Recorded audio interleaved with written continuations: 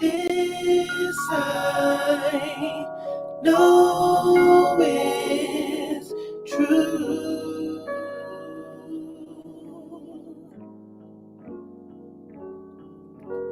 Peace and contentment, no need for resentment. This I found in you. This I found in you.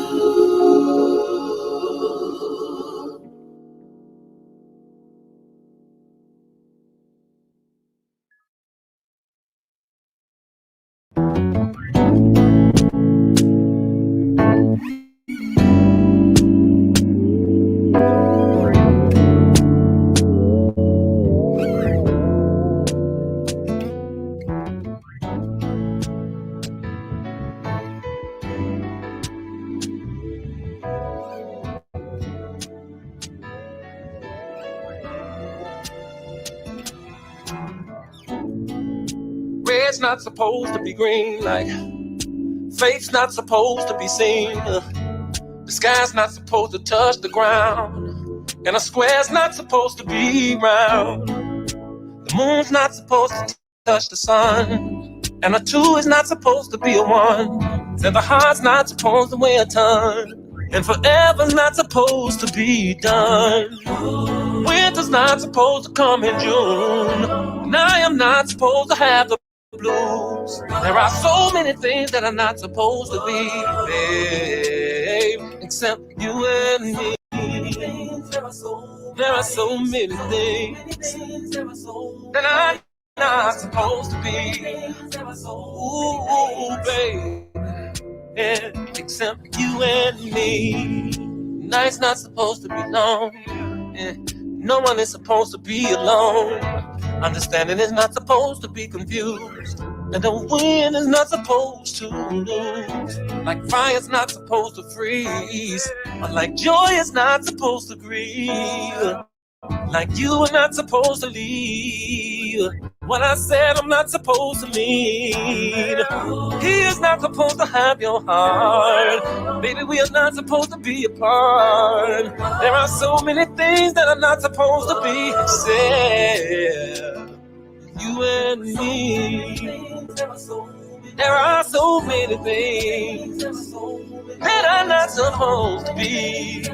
Hey, baby.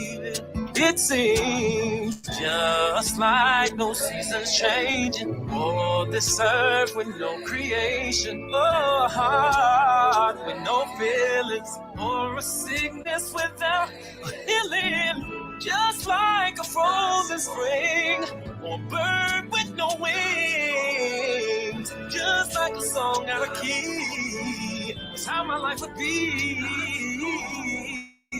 Like the night skies with no stars, a lonely broken heart, no holding hands or walks in the park. That's how it would be if we were apart. Ooh.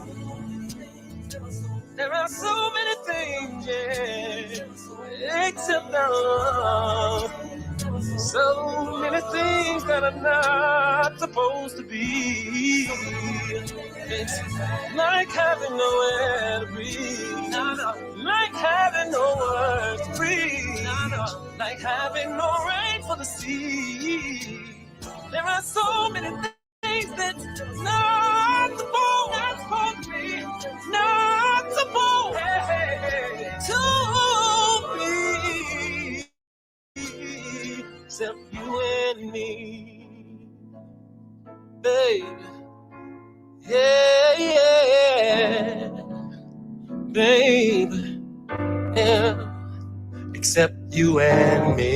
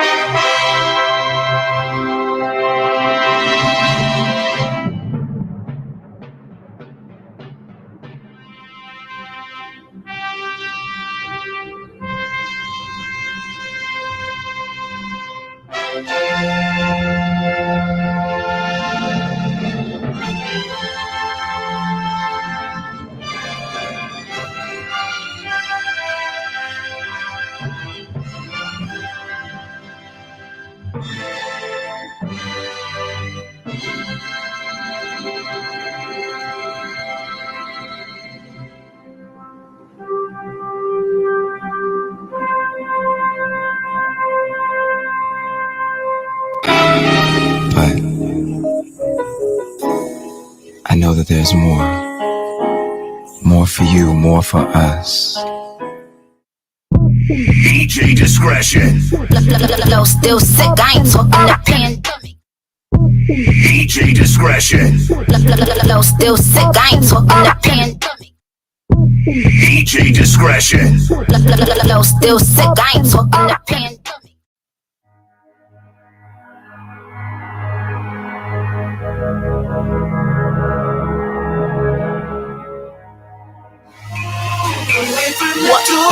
Say you love it.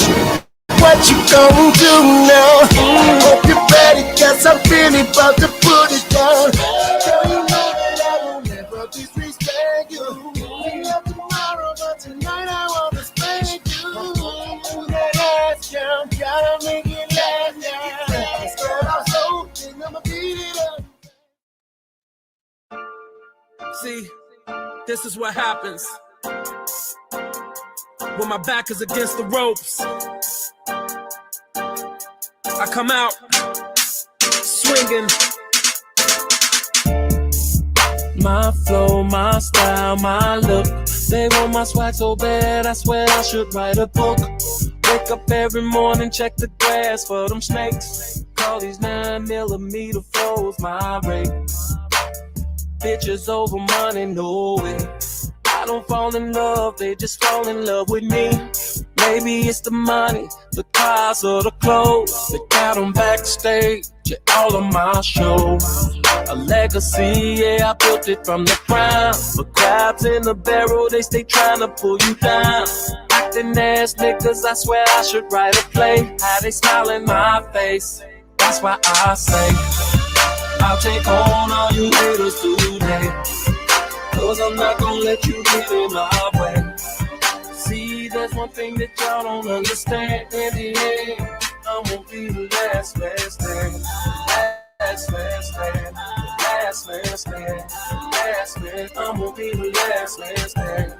Last man standing. Last man standing. Last man, I'm gonna be the last man standing. My chain, my watch, my diamonds, I would give them all up to have a day of silence. Cause dealing with the paparazzi on a daily, I swear it's enough to drive a rich man crazy. Good weed rolled up sky high. I just bought a mansion and it's on cloud 9. I love a classy chick, straight out of the hood. So I'ma make it rain, baby, call it flash floods. Niggas putting bounty on my head. Sometimes when you so live, they would rather see you dead. Call me hammer, they can't touch this. My whole life has been ordained. I'm going for the fame. That's why I say I'll take on all you haters today. Cause I'm not gonna let you get in my way. See, there's one thing that y'all don't understand. In the end, I'm gonna be the last man standing. Last man standing. Last man standing. Last man, I'm gonna be the last man standing. Last man standing. Last man standing. Last man, I'm gonna be the last man standing. Lord, take this cross up off my back and save me. I'm about to hurt somebody, heaven save me.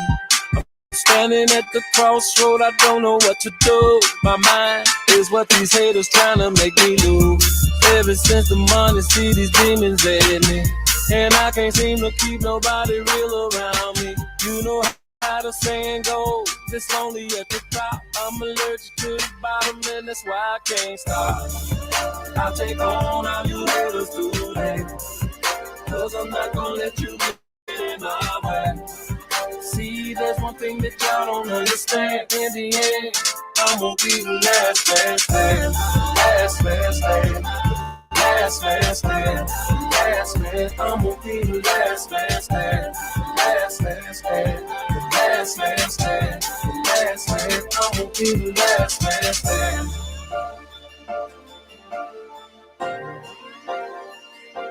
The last man standing. Yo, what's going on, Dream Team? What's going on, friends, family that's out there? I'm looking for something real quick. Hold on. I'm about to change this background or something. Oh my goodness. Hold on.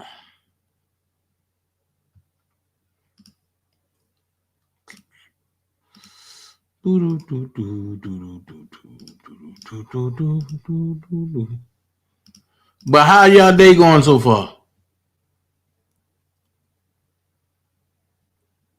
How y'all day going so far?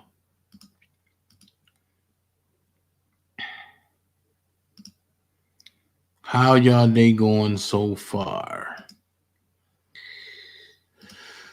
Ooh, kill him. All right.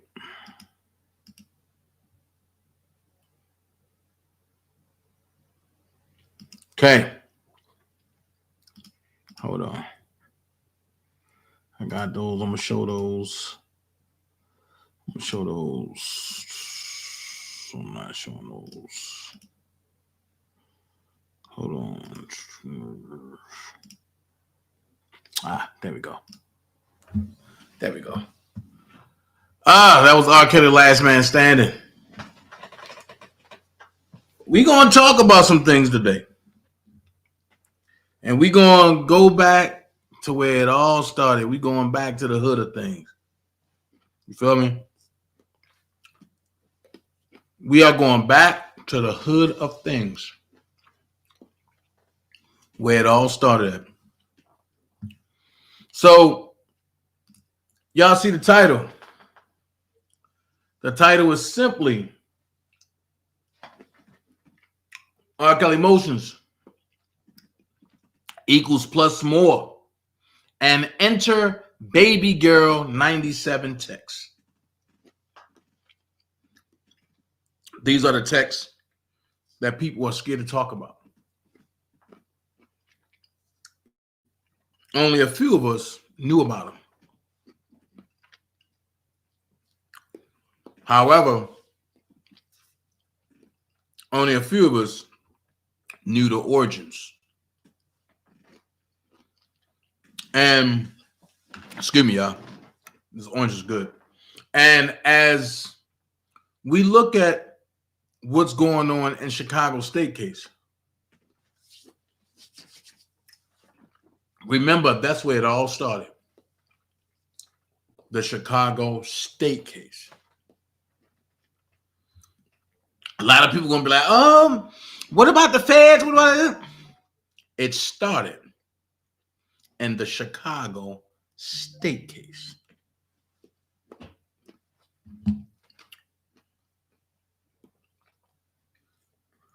I don't know why every time I go live, my phone just want to go off. Like I said, it all started in the Chicago state case. Not no Minnesota, not no trying to get stuff in Atlanta, which didn't matriculate. It started in the Chicago state case. So as we see, Kim Fox is faced with a dilemma that never should have came about. Reason why I say that is because you have a janky lawyer and Michael Avenatti, right? That came forth and was like, hold on, because I want to show y'all something. Where's it at? Okay. That came forth and was like, I'm just going to be honest with y'all. 97% of the R. Kelly case is BS. But he said it after laying down the groundwork. You know what I'm saying? He said it after laying down the groundwork. And I'm going to get his exact text because I don't want to take nothing out of it and I don't want to add nothing in it. I want you to see the feeling that actually came about. Is this it? Oh, no, that's not it. That's something else. But he pretty much put out there that, you know, 97% of this R. Kelly stuff is BS. So it was Michael Avenatti that met with Kim Fox, Jim Daryagas, and one of the federal agents. I believe it was at O'Hare Airport. And they met in a federal room. Well, not a federal room, but they met in a room, a secluded room. And when they met in that federal room or that private room, I don't know why I keep calling it a federal room. What am I thinking about? When they met in that private room, that room consisted of a lot of nothing.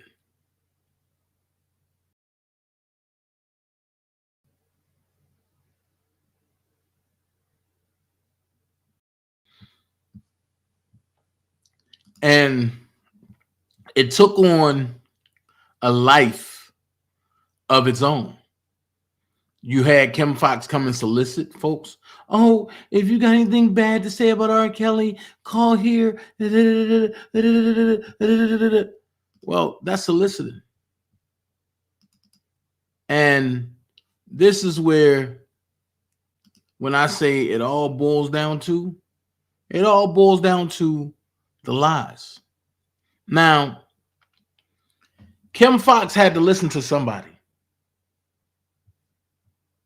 when it came to Robert Sylvester Kelly. Excuse me. Kim Fox had to listen to somebody. The question is, who was she listening to?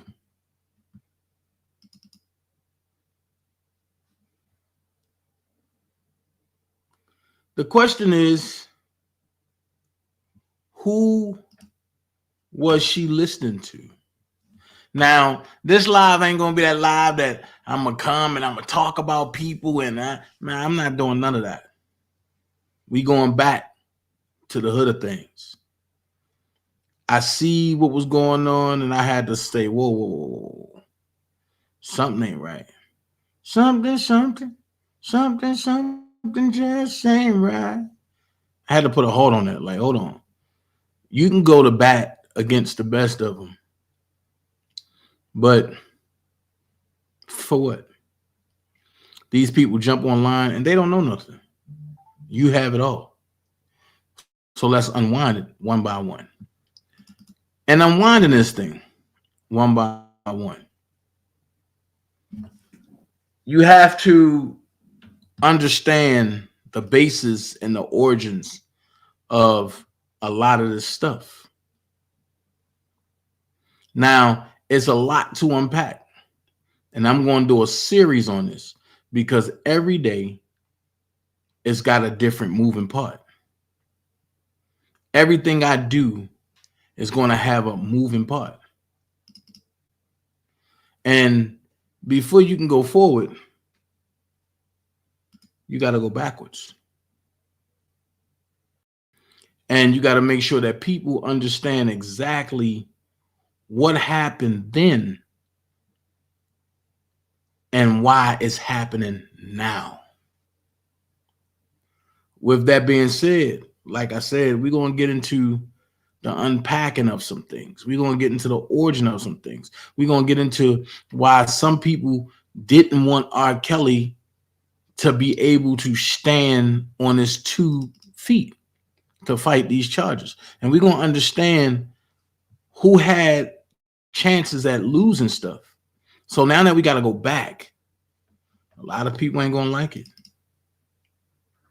A lot of people ain't going to like it.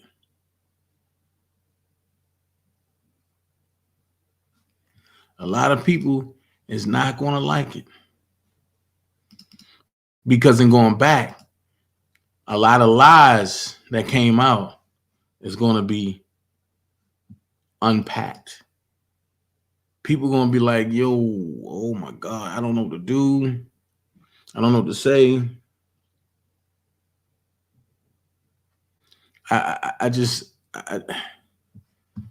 I'm going to show you some things that I haven't shown before.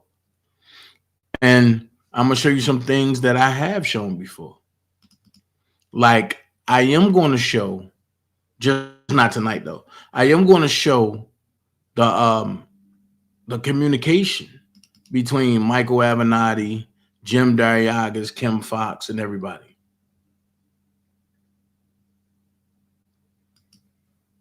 I am going to show that as the series go along. I am going to show how people was trying to outdo one another. And because certain people was there, you know, things happen. I am going to show you, and this is what I tried to send stuff to. I am going to show you stories of lying accusers and why I was the first one to come out and say, yo, they are accusers. They're not victims. And people got mad like, oh my God, I can't believe you calling them accusers and not victims. No, because what none of them victims. What none of them victims. What none of them victims.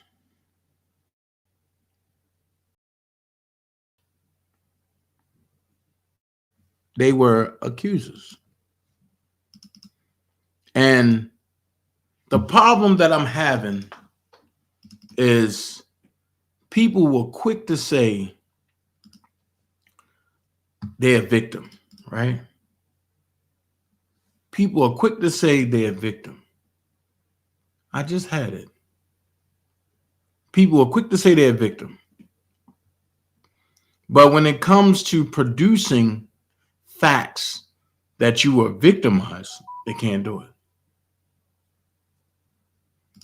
I don't understand that. If you're a victim, you should be able to show where you were victimized at.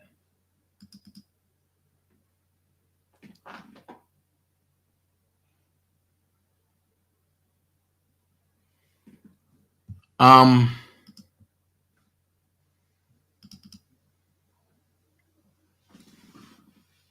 going to show some things. And I'm going to take you back to the hood of things. That's all I'm going to show. That's too much right now. That's a whole lot. This is a whole lot. So let's go there. Where it all started. If you wasn't around during this time, you're not qualified to have a debate or argument with me. And what's up, bro? About? If you wasn't around during this time, you ain't qualified to have a debate or argument or even question me. And I chose this time period because this is the time period where things ramped up between me and Geronda. This was exit me and Jim Darriagas, enter me and Geronda, enter me and Larry McGee, enter me and the Savages, but it enter me and Angelo.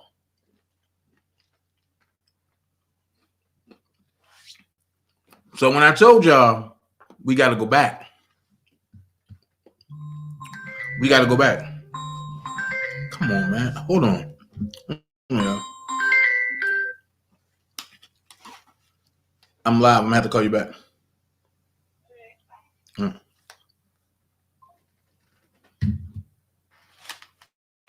So when I told y'all this story that came out back then, right, was a story that they were going to use against R. Kelly. Everybody thought I was joking, right? Y'all remember the story.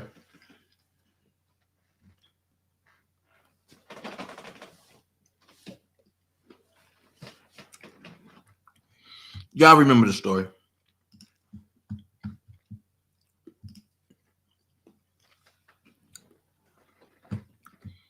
Y'all remember this story, right? Discussing music, you know what I'm saying? Now, I'm gonna skip some parts, right? So watch this. A lot of you guys already know how I met Robert at a concert when I was 19 years old. In 2015, I got flued out. Here we go. I got flued out to his concert with one of my closest friends. Robert flew both of us to California to his studio, which was a fun experience, but very mixed. But very mixed emotions. I can admit, at the time, he was going to help me pursue my dreams and to become a model singer. Stop. Pay attention. When I tell you it was somebody in the works, behind the scenes, helping these people lie on Robert. And I sat back and I said, yo, I have to get this to certain lawyers that I knew was doing their thing. You know what I mean? But I was helping Robert. If you remember, this is the story. Now watch this. When I told y'all recycled stories is going to play a part. This is a story, and we seen of supposed to be Joy, right? And when I told y'all that's not Joy's story, a lot of people got upset with me. A lot of people said, oh no, Dana, and you taking up for them and this and this and this and this. But when you look at the trial in New York, this is the story of Sonia. When you look at the trial in Chicago, this is also the story, partially, of the girl, what is the girl that was arguing with Jennifer Bongine? Samaya. I believe that's her name. This is also that story. So my question is this. How can two people have that same story at two different time frames?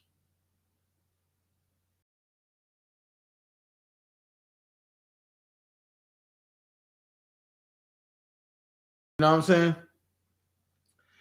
Nah, Lily, it's not but it's not a rehash. So when I came out and I said Robert was the victim, a lot of people was like, high-head victim, and he did this, he did that. Because look, you have somebody that been around Robert for years telling this story. But the story that's being told is given, or should I say distributed, that's what it is, distributed to different people. Now I'm going to skip down, right? I'm going to skip down to this part right here. We were even in the process of getting me signed. I didn't believe that. He would say it exactly like this: baby girl, you are going to be the next Aaliyah. Now, who did y'all hear that come from in the Chicago Fair trial? That's my question. Who did y'all hear that come from in the Chicago Fair trial? Hold on. My daughter called. Hold on. Please leave your message. For the secret codes we have.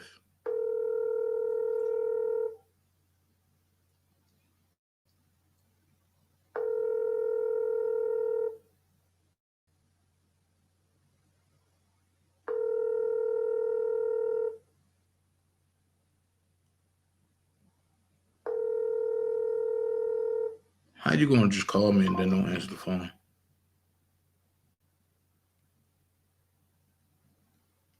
Okay. Shit call back. So we seen that, but who did y'all hear that from in the Chicago trial? Let's get out of that. Let's jump back into this. It says plain and simple. I had dropped out of college because it was like I had everything I needed. I had money, new clothes every day. It was really a hard decision at the time, but me meeting an artist like Robert at 19 years old, I didn't have nothing to worry about at the time. We also did a couple of songs together in his studio, which he promised me he would release on his platform, which never seen the day of light. Robert told me so many lies, my 19-year-old mind believed every one of them. Stop. Check it. They got this pinned under joy, but isn't this the same lie that Azriel told in court? Hey, Kimberly, isn't this the same lie that Azriel told in court? So when you seen me and Larry going at it, that's because we both had the same documents. We both had the same paperwork. Now watch this. I'm going to skip here, right? And if y'all want, I can put it up on my wall and then y'all can go read it for yourself, but I'm playing against time right now. Okay, because I had a very late start.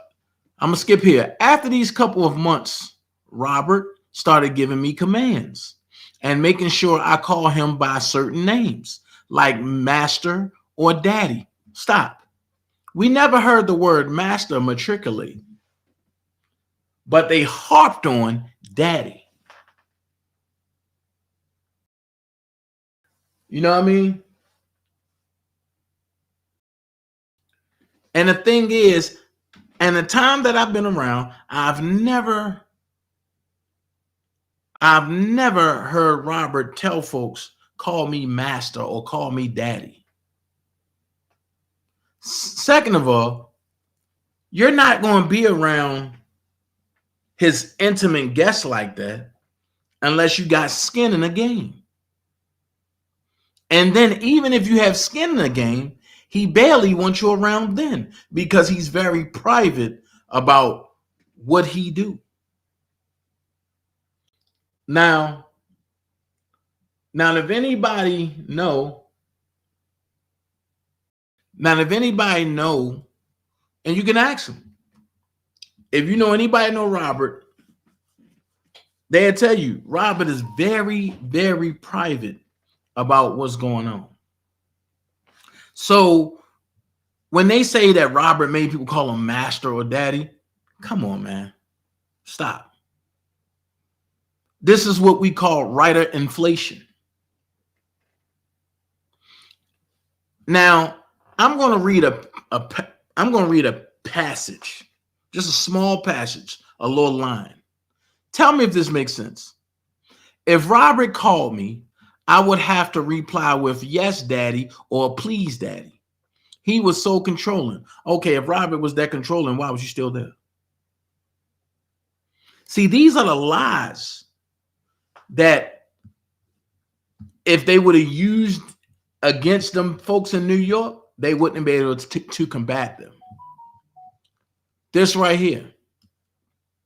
Robert likes to manipulate whoever he was in the room with, even down to his own assistant. Okay. That paragraph right there told me who wrote everything.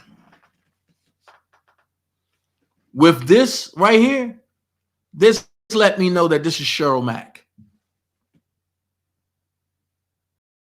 Because when you have, let's go here. When you're in a relationship and you are going at your spouse when y'all mad about something, right? Or when you putting something on paper like a diary and something went wrong, you're not going to talk in a third party. This is third party talking. How you start off and say, Robert likes to manipulate whoever he was in the room with, even down to his own assistant. What do the assistant got to do with Robert manipulating people if Robert never really let people around the people that he was dating? This is where you stop and say, whoa, whoa, whoa, whoa, whoa, whoa, whoa, whoa. This don't make sense. But this is what they convicted him on. Gang-piled stories. Then it says he didn't care. Everyone was in it for a check. Hold on. If Robert didn't care, right? And if everyone was in it for a check, and then you say, so they didn't care either. Let's go here. Why don't you elaborate more on that if that was the issue? We all know how teenagers are, and we either have them, and I know all of us been there in that teenage stage. When we angry and we venting, we ain't cutting off after making a thesis introduction. We ain't cutting off nothing. What we're going to do,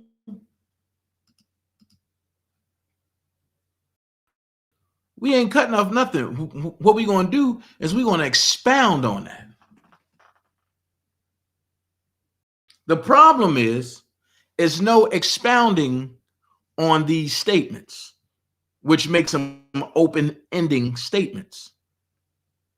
And then you automatically jump and say, Robert had a couple of houses where we would travel back and forth to. And there were certain rooms I couldn't enter, such as the basement. Hold on. Hold on. Let's go here. Which made me curious, or curious, as it's written. And it really bothered me not knowing what was behind certain doors. Are y'all paying attention to this? I'm going to read that part again. And it really bothered me not knowing what was behind certain doors. I.e., this is where the black room come from. And I'm going to give you how they came up with that analogy. Ashanti McGee did not come up with that term. Certain places in Robert's house, assistants, friends, pass-buyers, hair braiders could not go to because those were Robert's private settings in his house or in the studio. So what do you do when you don't know what's behind the door, but you see certain people that have access going in and out that door? You create something in your mind that everybody can expound on. So what can everybody think about that can be so crazy, so malicious? You can't call it a boom boom room because you don't know what's in it and you don't know what's happening in there. So what do you do? Oh, I can't go in there. It's called the black room. Once you say black room, what do you get out of black? Darkness, misery, can't see certain things, don't know about certain things. And when you add black into a room, it's a closed setting, so anything goes, anything that's not good.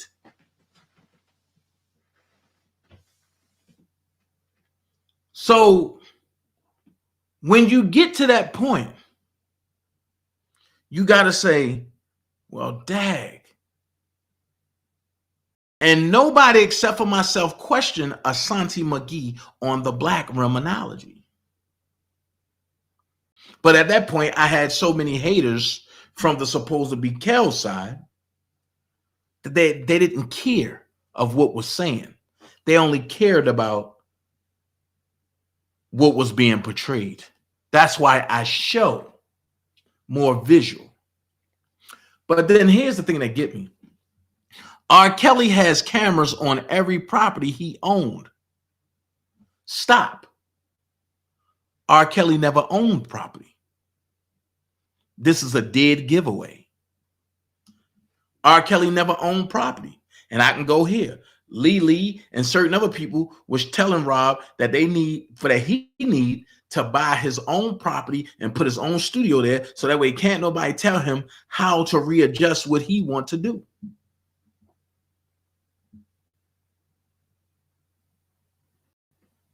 One thing I'm not going to do is take credit from somebody that was there during the time that all of us was there and conversations was being had. I won't do that.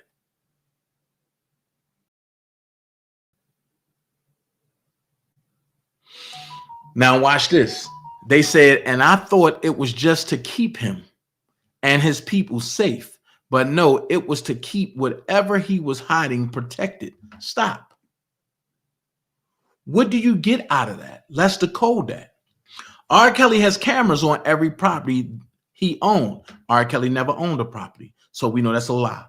And I thought it was just to keep him and his people safe. But no, it was to keep whatever he was hiding protected. So watch this. If his cameras was there to keep his people safe and him safe, and whatever he's supposed to have been hiding protected, right? Could it have been the videos that was used in court was not from a tripod, was not from R. Kelly setting up a tripod to film himself? Could them videos have been surveillance from what was going on in his house at all times? This the Dana that they didn't want to see come back. They felt like if they had me distracted, then certain things was going to go on. And those folks can put out narratives and it seemed like Dana trying to stop it. But no. We're going to get in that bag today, as Diddy say. We're going to get in the bag and we're going to stay in the bag. So, the reason why the videotapes, the government didn't want to put them through the scrutiny of being dissected and broken down, because it would have shown it didn't come from a tripod. It would have shown that it came from surveillance in R. Kelly's house, which at the time, let's go here. Even if you buy a house, because I know some people are going to say, oh yeah, R. Kelly bought the Olympia Fieldhouse. Watch this. For the people that don't know, even when you buy a house, don't pay the property tax. Watch, you don't have the house. So at the end of the day, if you ain't buying the property, the house is just a house. And it don't belong to you. It belongs to whoever the property is. Your house belongs to whoever the property belongs to. That's why you pay property tax. And you can have the most expensive house out there, but don't pay that property tax. When you don't pay that property tax, and you're going to get a rude awakening. And that rude awakening is going to be something you're not going to want to see. So then they say Robert always had people assistant over his house everywhere he go, they went. So hold on. If Robert always had people, assistants over his house, right? Everywhere he go, they went. How was these people able to come to court and say Robert did this, Robert did that, and it was nobody else but Robert?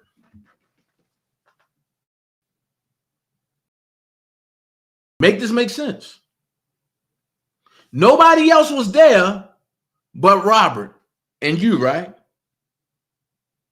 But this person is saying Robert always had people, assistants over his house. Everywhere he go, they went.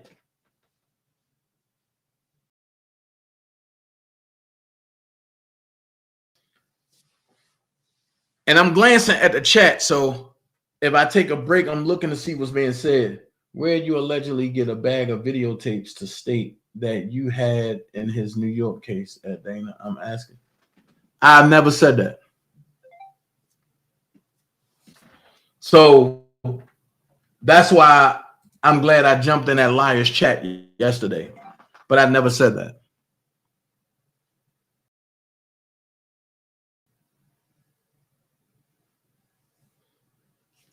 If I said that, and I think I touched on this before. If I was to have said that, why didn't Homeland Security lock me up and they were standing over top of me?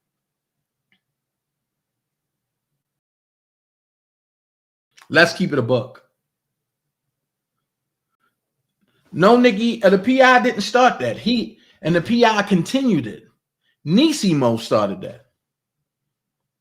That's why she got put out of the courtroom. Because she started screaming, talking about, oh my God, don't nobody know about no videotapes and this and this and this and this. And I told Nisimo, and matter of fact, in my exact words was, hush up. They're watching.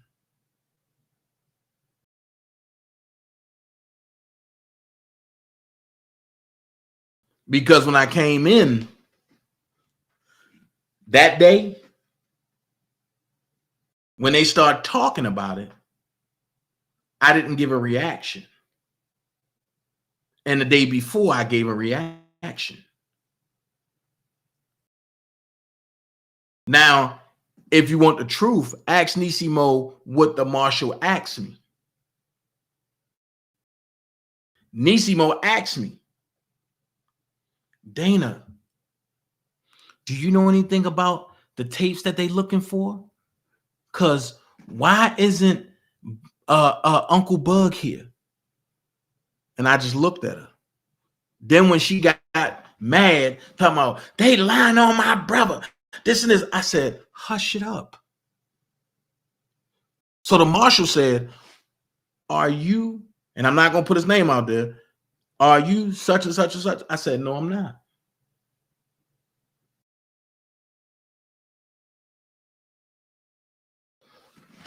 Well, Lily, since you're here, let me stop this Robert situation. And let me introduce this. So why are people saying you recorded the Sylvia and Sidbo misheard information on a call that was recorded, but no apologies or truth was shared regarding me? Hold on, wait. You got to look at where your information is coming from. Just trash is just that garbage. And I stand on everything I said and say. How can I record anything? And Lily, you was on the call. Lily, you the one that kept saying we on a three-way call and with White House. How can I record anything? And I'm the one that went to sleep and didn't know what was said. And Sylvia was the one that went on spreading it. And then you, Lily, let's keep it a buck. You, Lily, you went to Dr. Rogers the next day and said, yeah, I was on the phone and with them all night, and I told them some things that they wanted to hear. And I kept asking everybody, what did they want to hear?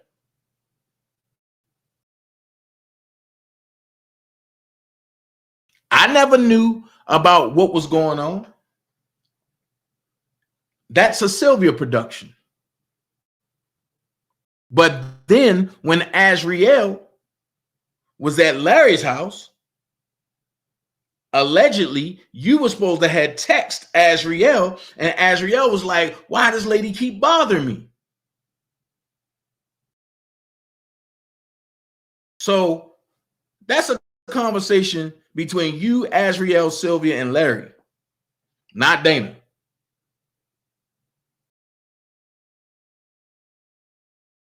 Only thing I know is that a recording got sent to me, and I'm gonna keep it a buck. A recording got sent to me of you admitting to eating ass when you and Levi was talking. Now, who asked you 8 and you never expounded on that?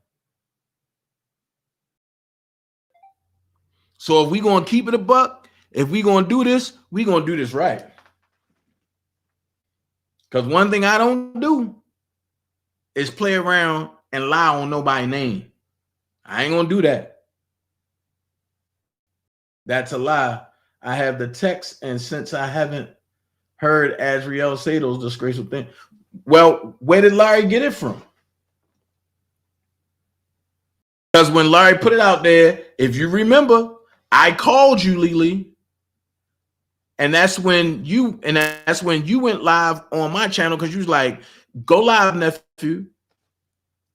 I went live, and you said, "Well, if I'm going to jail, Larry going to be in a jail cell right next door to me."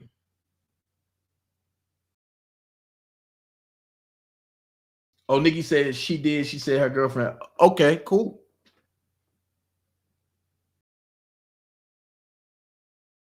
Well, if she clarified that, then hey. But one thing I ain't gonna do is have nobody run around lying on my name.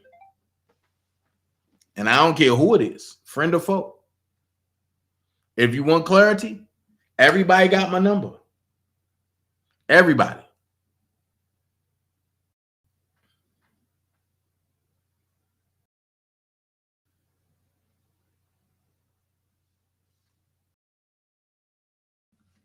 So I just keep it a buck.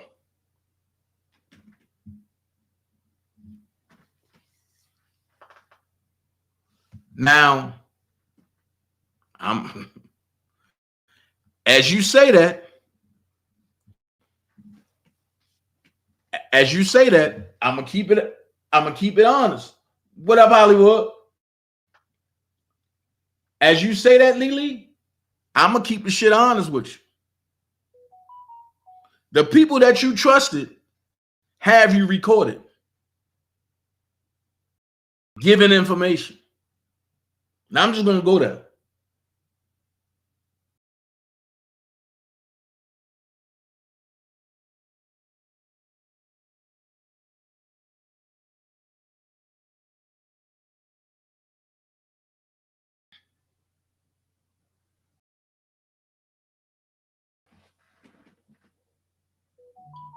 That never was my introduction. Here we go. Like I said, that never was my introduction. And this is what I love about YouTube. All of my videos are up. Ain't none of my channels down. Take a day and go listen to all my videos, Lily, and then you come back and tell me where was the introduction at.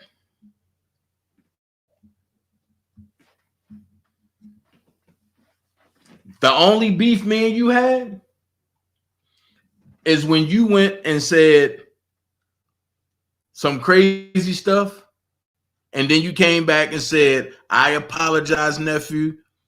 Robert told me smoke screen."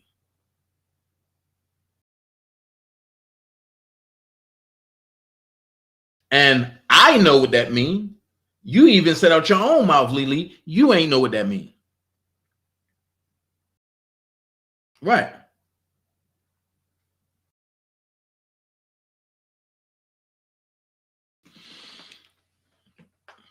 One thing I do, I keep it a buck. And see, and that's why I said what I said on that platform yesterday, and that's why she blocked me out of her chat. When I said, I'm ashamed that Lily is even over here listening to a junkie. I said that. And then I text you, Lily, and I said, yo, no disrespect, but I called her a bitch because that's what she was, even though I shouldn't have.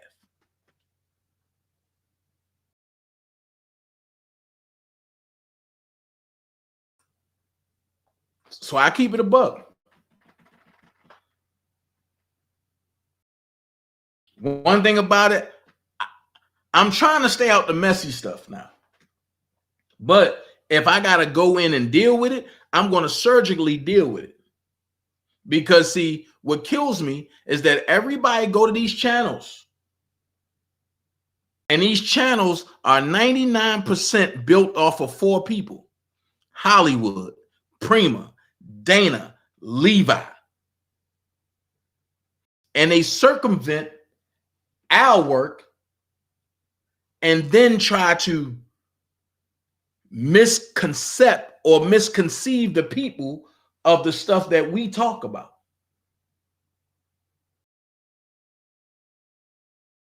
They try to twist and turn.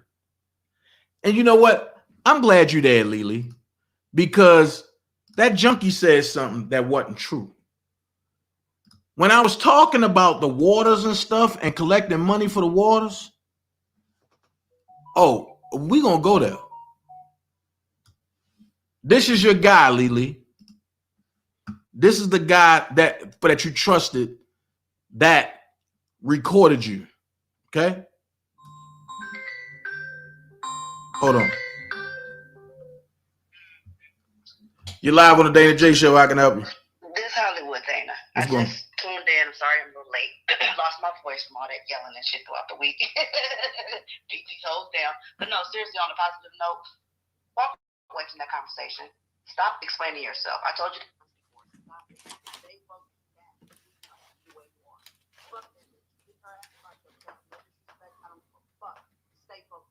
All right.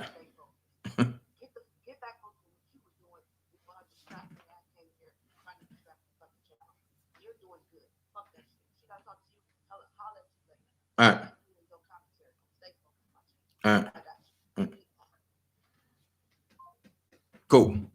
So, whew. So this was the group, I'm my brother's keeper.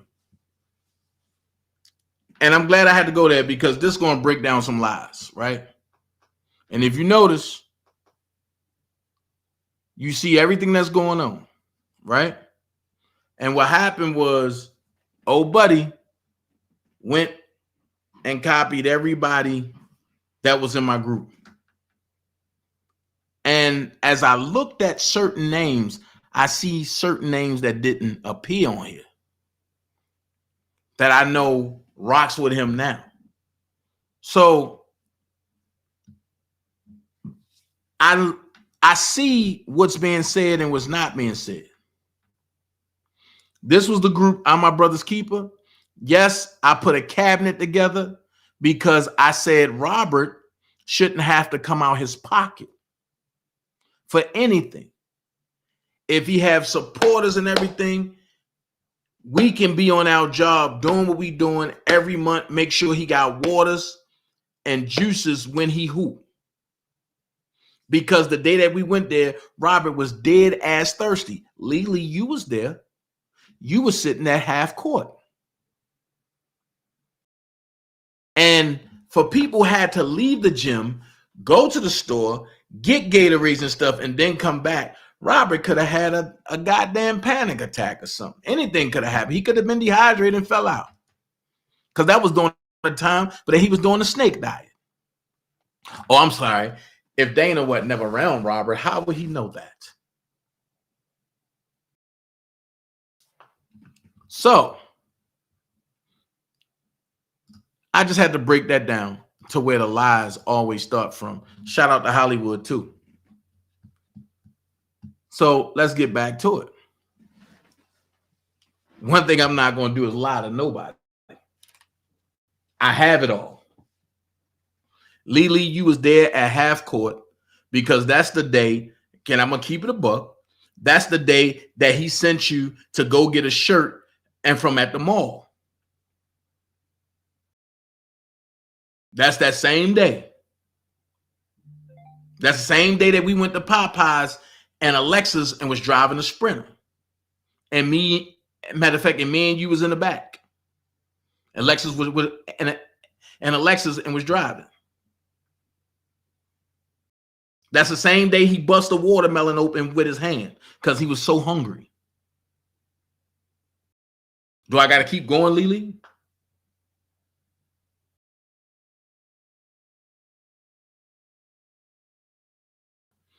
So back to the commentary. They've never spoken to me or anything. They just watch me, which was weird to me at the time. Now watch this.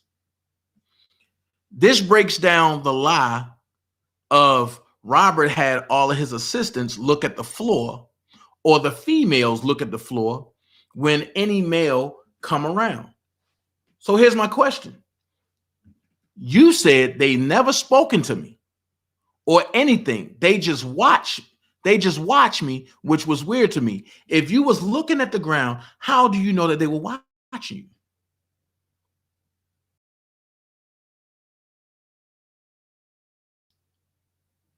You know what I'm saying? How can you say that Robert made me look at the ground? I couldn't do nothing. I had to wear baggy clothes all the time and this and this. Let's tell the true story of why Robert had females that he was intimate with wear sweatsuits when they went to outer engagements. It calms down the environment. You don't want people trying to hit on somebody that you're dealing with, and you can't be there to protect them. If you on stage during the show, how can you be in the front row protecting who you with if they wearing revealing clothes? That's my thing. And that's the argument I brought up to Larry and all of Team Truth at the time, and they were stumped like, oh, well, no, it ain't no well. Let's talk about when they were wearing their own clothes and they went to the mall and they got chased out the mall. People that was there that know about it, they ain't gonna speak on that. So Robert said, look, let's wear some baggy clothes. Let's go incognito. He never said incognito. He always called it incognito. And he said, by the time people realize who we are, we'll be back in the Sprinter and on our way down the road.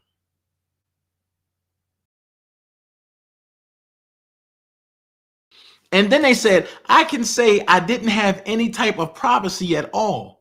Now that I think of it, if I showered, one of his assistants would have to be by the door while I shower.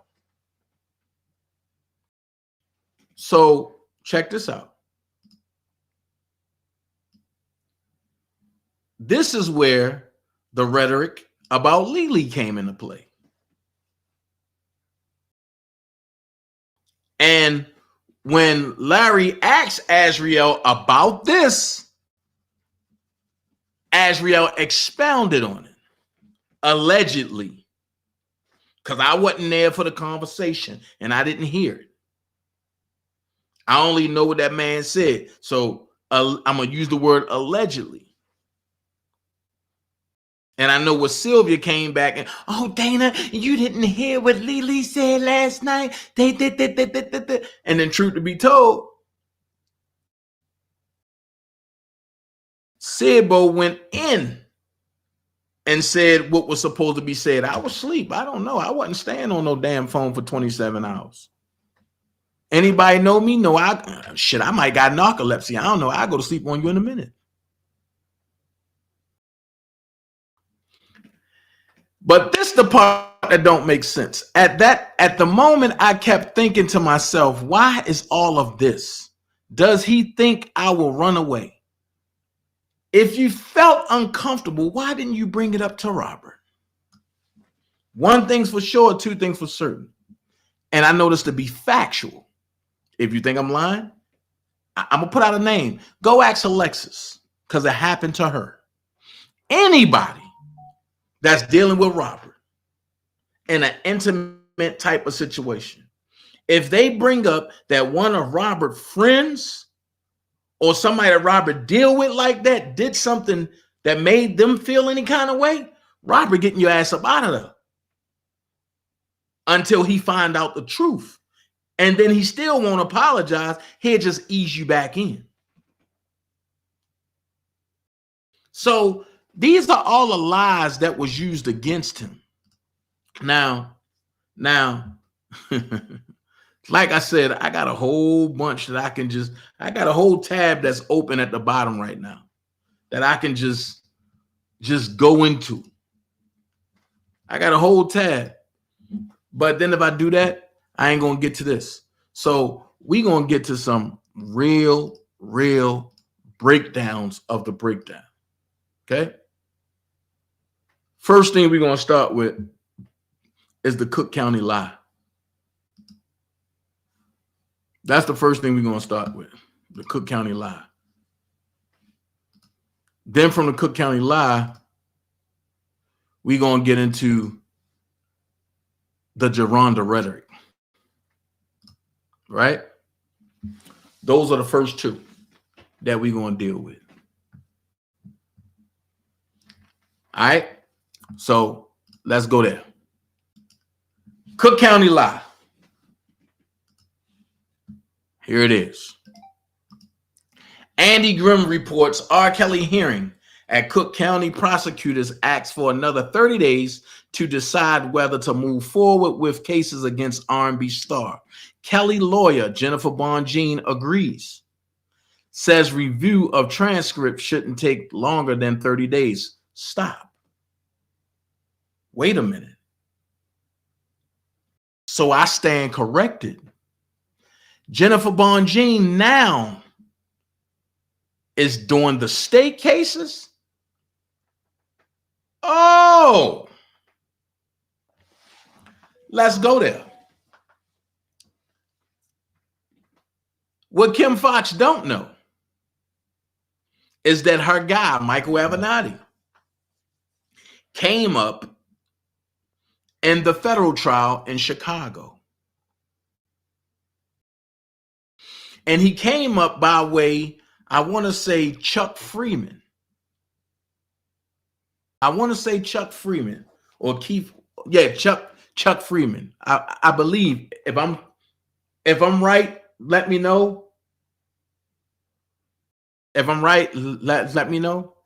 But Chuck Freeman. Right? And what nobody knew is that Avenatti was representing Chuck Freeman way back in 92. No, 94. That's when they said 94, 96. That's when that tape came out, right? Then they had the trial. And they had the disappearing mole and the mole that had appeared, then it disappeared, then it appeared, then it disappeared. And then they had all of that. They had Lindsay get on there and say she 100% for sure that that's R. Kelly. And then we had the acquittal, right? And we had the acquittal. From that point, Avenatti never let up of trying to get at R. Kelly.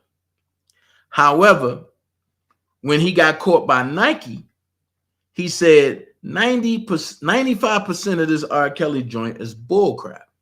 But before that, as I was telling you earlier, he laid the groundwork. He said R. Kelly would never see the light of day again. How do you know?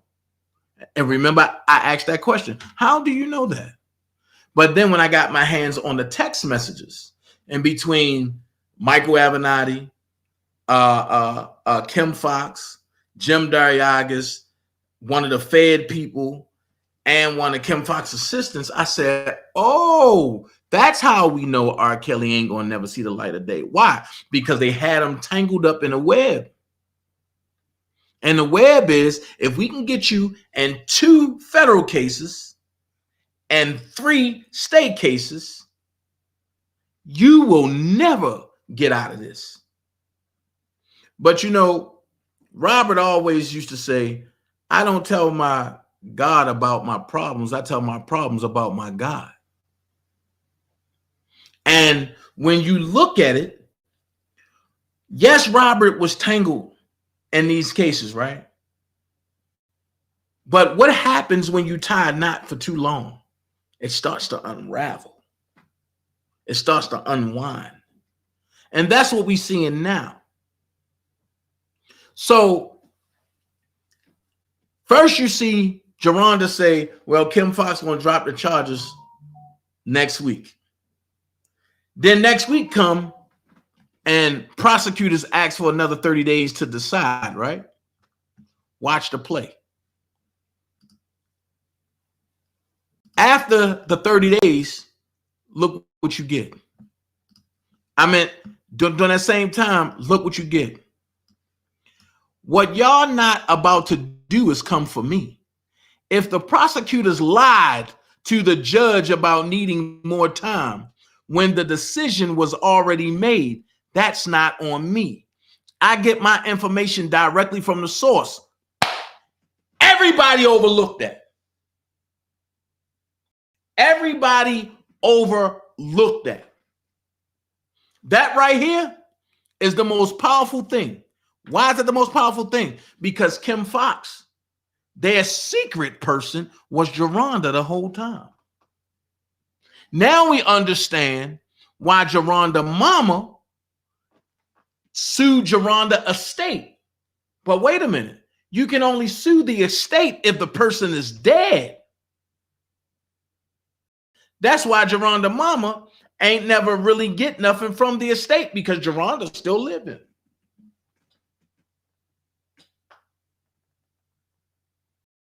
Make it make sense. It clearly says, what y'all not about to do is come for me.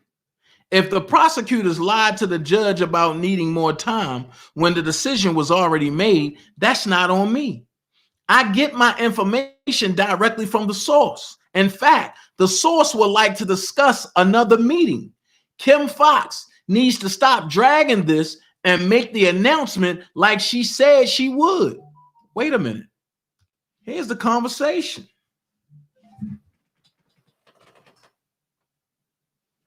Here's the problem.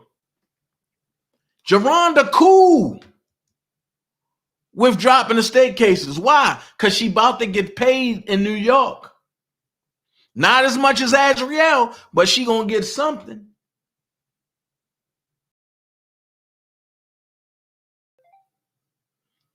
While the rest of them, so-called victims, ain't gonna get nothing. Geronda cool with it.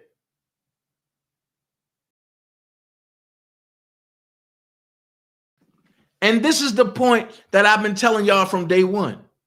And everybody's running with, oh, Dana know this one, Dana know that one. It's a reason why I know this one. It's a reason why I know that one. It's a reason why this one mad at me and that one mad at me, but I don't give a flying you know what. At the end of the day, I hold everybody truth. Everybody. Now watch this. If Kim Fox don't drop the charges, that's because the accusers who ain't getting nothing done went to the feds. Make it make sense. Make it make sense. It all came from Cook County State, Kim Fox office. So if the feds, if they contact the feds gonna say, no, you ain't dropping nothing. This is how you know that it was somebody higher that dictated, you know what, Kim Fox, your office about to lose this again. We're going to take this from you and take it federal. That's why I keep saying R. Kelly was selected guilty. He was not found guilty. He was selected guilty.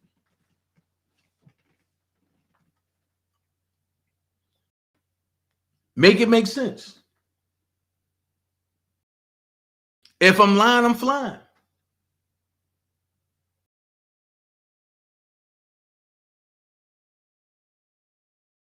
If I'm lying, I'm flying.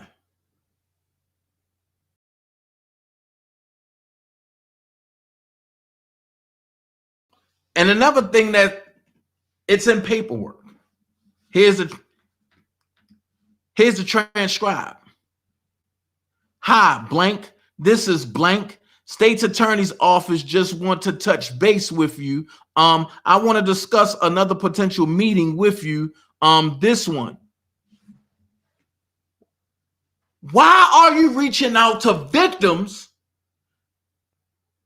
as y'all call it, Kim Fox? Why are you reaching out to victims to try to schedule a meeting just to make sure the right decision is for you to drop the charges on R. Kelly, which charges should have never been brought in the first place? Make it make sense.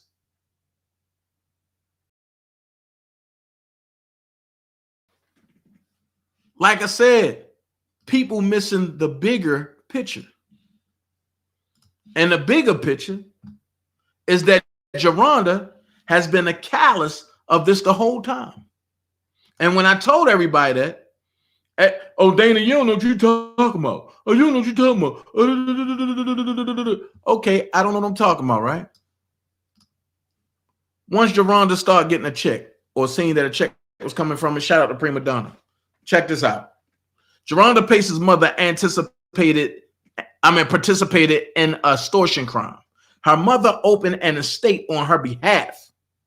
According to Pace and court records obtained by BuzzFeed News. But Pace says she only received a fraction of what was owed to her. Now watch this.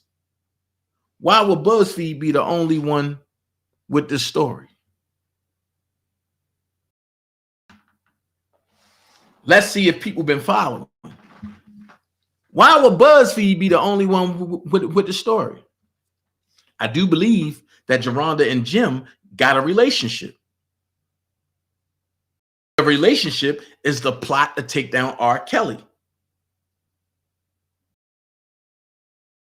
The suicide pact came from Geronda and Jim Dariagas. Why? Because they need something spicy to make it seem like Rob is a monster. Okay, look at it. You go from this, which we all know that this is not a little girl, to this.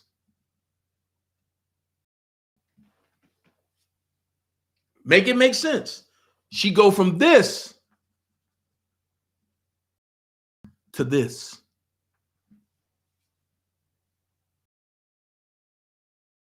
At the end of the day, this is how you call bluff. If Geronda and them was so serious about it, and they call themselves victims, a victim is not going to really desperately want to be with their abuser. Robert was live, right? Robert was live. I cut it off. But look who's in his chat. Robert was playing music. Survivor Speaks X, Trade in My Life. Survivor Speaks X, Religious Love. Survivor Speaks X, Happy Birthday, Rob. God bless you always. #legend. But at this time, this was right after surviving R. Kelly. I'm lost. Vi says she sold the story to Jim. Facts. This was right after surviving R. Kelly.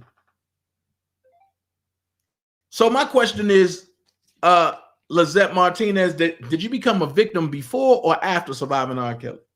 Did you become a victim when they promised you was going to get some money, or after? But then, wait a minute. I'm just looking at this. Even I didn't see this part.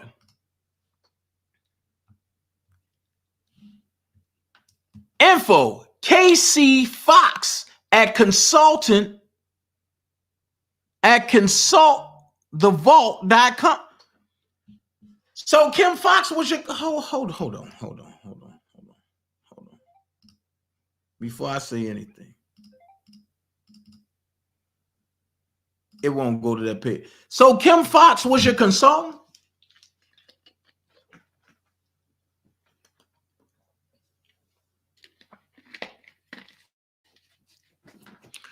Oh, we're going to discover some things now. So Kim Fox was your consultant. How can a prosecutor be a consultant of somebody who claimed that they were abused by the person that they're trying to prosecute?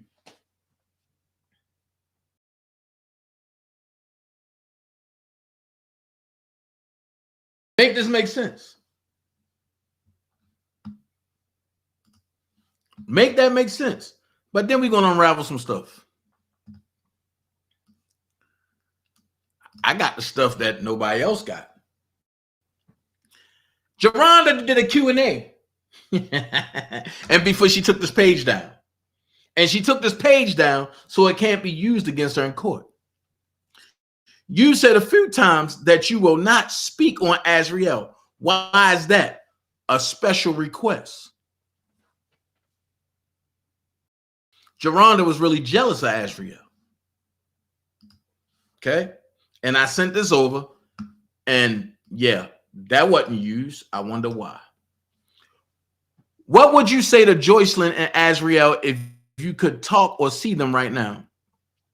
I will let Joycelyn know that she have a life outside of R. Kelly.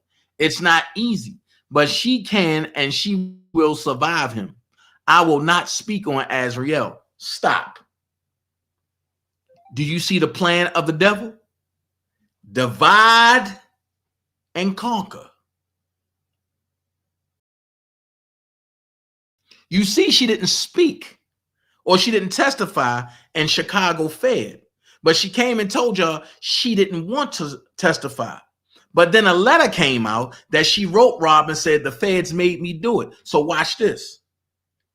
If I can get Joy out the way, if I can get Azriel out the way and get her to flip, or help get her to flip, if I can get this one out the way, if I got that one out the way, I got Dominique out the way, I got everybody else out the way, Rob don't got no other choice but to look back at me. And you see this going on right now with these fly-by-night wannabe bloggers that's trying to get a position with Robert. But I feel like Robert right now, because a lot of these bloggers, minus a couple of them, was made off me. So then the other question, do you think Robert is broke now from all the payouts he done besides royalty money? Pay attention. I don't think he's broke. He had some smart people around him that managed his money for him.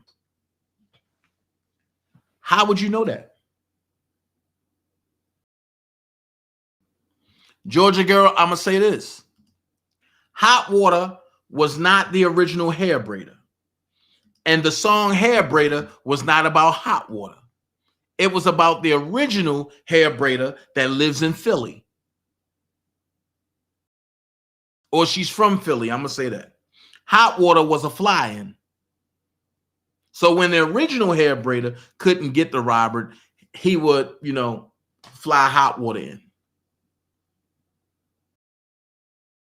So the next question was, are those two ladies really his sisters or his enablers? Those are enablers.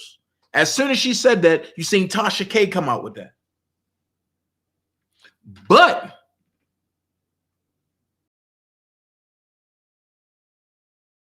here's the thing. Where did they come from? I have the text messages. I have it all. Hi, did you and Dominique dated or were you just friends? We dated. So you introduce a person that you dated to Robert and all of y'all intertwined together. But you never heard of a story of Dominique being underage. So, Geronda, if you were 16 and Dominique was never underage and you brought Dominique around, that means that you couldn't have been 16 because Dominique don't date underage females. Or she didn't.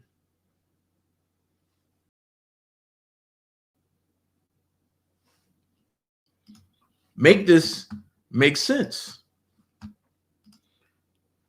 Check it. Do you think Joycelyn is ever going to leave?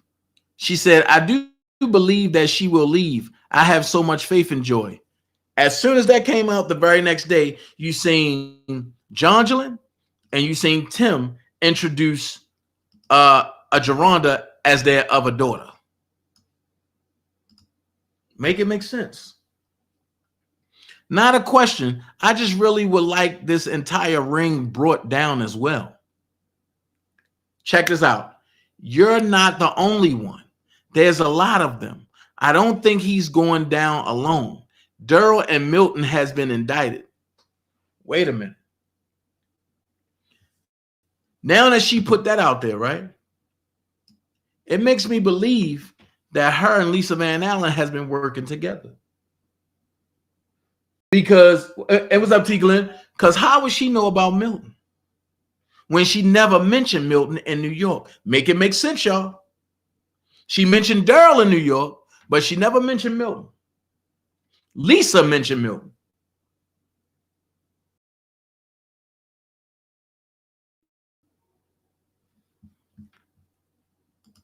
That part right there. Vi, that part right there.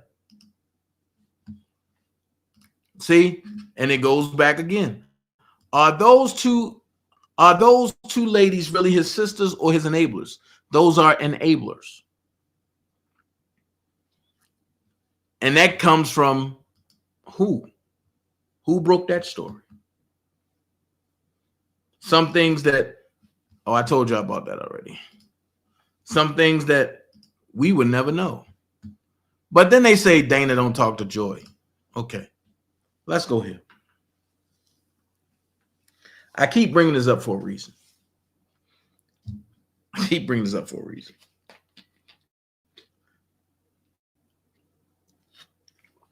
Do I gotta make it bigger for the haters to see?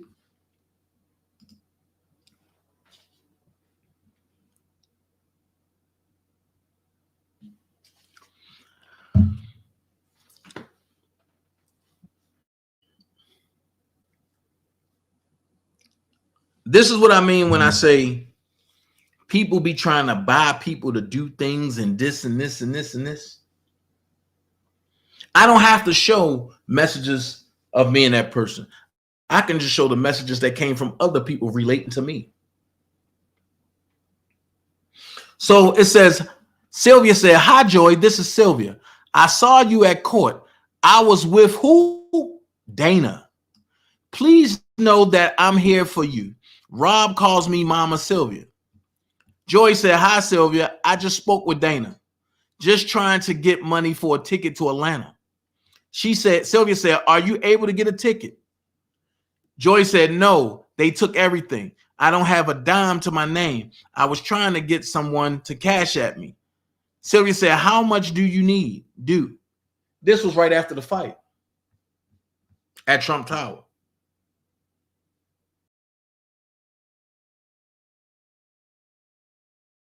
So that's why some things I will expound on and some things I won't.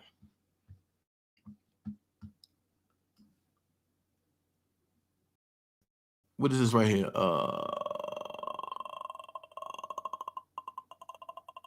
Okay. Let me see.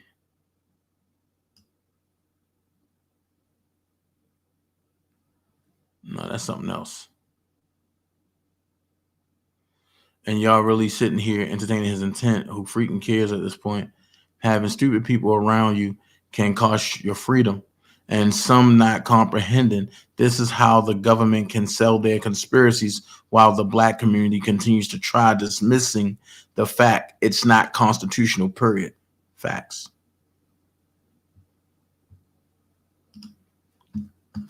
That's when they first locked Robert up. But let's go here. because I heard the PI say something, right? Shout out to Prima Donna. Because if she wasn't going to break it, I was going to break it. Prima Donna news work. Don said he wasn't in the indictments, huh? Pay attention. Like I said 3 years ago, the slow decided to bring up topics on these platforms, then got mad when the paperwork clearly revealed the blatant lies. Clearly said, I ain't reading paperwork to adults, yet assuming my content does not reveal why I doubt the allegations and running with anybody who said a few good things was many people's mistake. Excuse me. I also made said paperwork available at my expense. And it didn't take me going back and forth with nobody for me to cut anybody the fuck off, capping for this clown. And manipulating even his discovery, emails, phone records. Keyword, manipulating. Reading is fundamental. They got all this info off Don devices. Where did you see the same said about Kelly outside what was planted? What does Don K say? Merged. Hashtag use your common sense. You clearly saw in the New York trial who was convicted and who's stalling. Clearly can read the allegations Don admitted to saying he had Kelly. Hold on. Okay. I got to read that differently. Let me see. Okay, I got to read that differently too. Okay. So that's the logistics of what Prima said, right? So I have a question. For the PI that went around saying that I'm the reason why Rob got convicted, do you see my phone records up there? This is why I say when people cap for different people, you better know what you're doing. Because clearly my phone records didn't get taken. I don't have a case in New York. I'm not stalling for nothing. Hell, I only came up in paperwork as a reference for a goddamn defense fund with Kevin Terrell when they were hammering him. But Dana ain't never come up with no paperwork. So how was I the reason? But you got the slow, dumb people. Oh, Dana the reason. Dana did it. Dana did this. Dana did that. Dana did this. They run with the lie. Why? Because they can't deal with the truth. Now, let's get into some real deep stuff. This is where Vi gonna get excited at. This is why I say the government violated his constitutional right. Because now we're going to go by clarified doctrine. What is clarified doctrine? This breaks down government immunity. Under the clarified doctrine, the courts are no longer government entities, in that they are demanding private monies and must have a contract with you to compel performance. What up, J-Rock? Let's go there.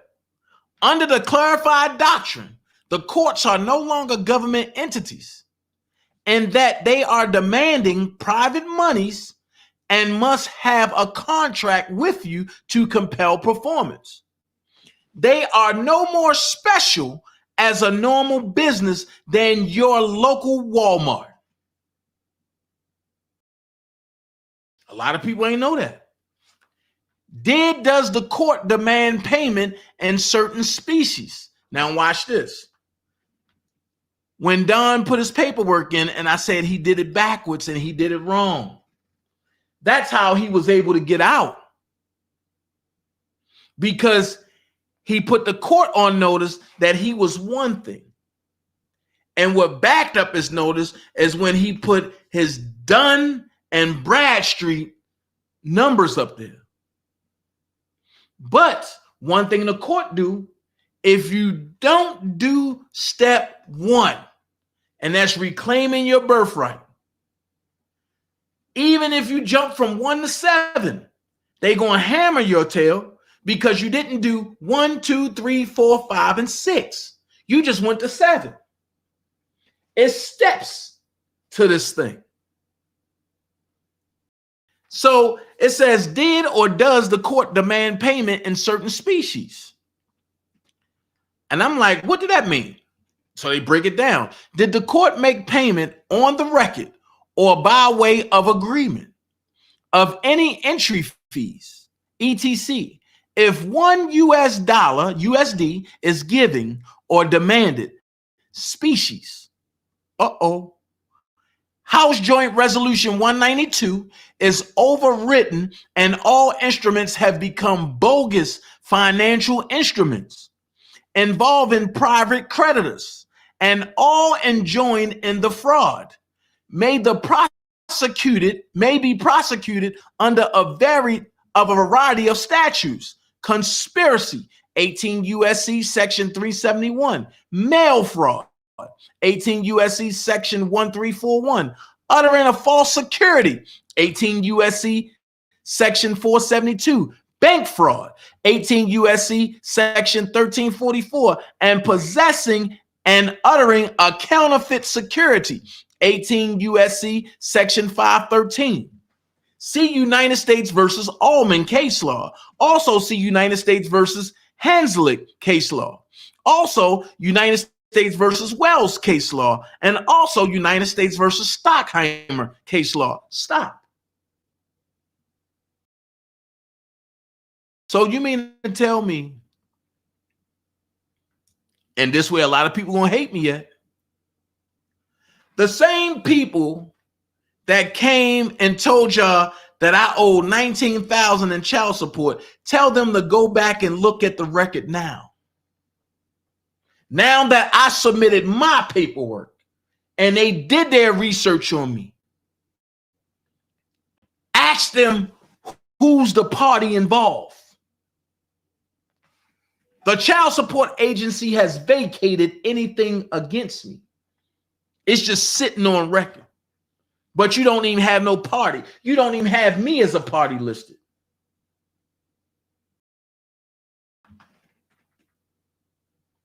So what you're telling me is that when they locked Robert up for child support, it was wrong? Yeah and no. Because if Robert agreed to the contract, he's stuck in what? Contract law. And it clearly say they must have a contract with you to compel performance. Evidently, child support couldn't find a contract to compel performance on me. If that's the case, I wouldn't have been before you right now. Because the same people that came and brought y'all the whole case, Dana, this much and this and this and this and this. Ask them, why did child support remove themselves from the party?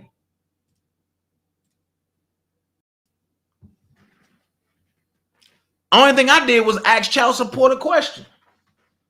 Can you show me where I contracted with you guys? And if you have that with my signature and everything, guess what? I will be more than happy to make sure I pay that debt. And as I'm looking at it right now, it clearly says case information. It got the case number, the Georgia Department of Human Services, XREL Christian Carter versus daintezjackson. But then in the party is blank. It's blank.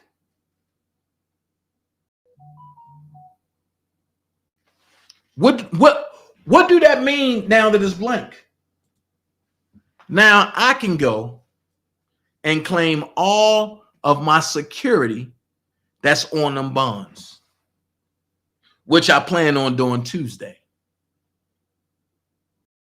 So when people get out here and try to break your stuff down and tell more than what you know, you sit back and laugh at those people. Because when they don't know nothing, they're going to talk nothing. Same thing go for R. Kelly. Because he agreed to the contract, he can't use the Clarified doctrine.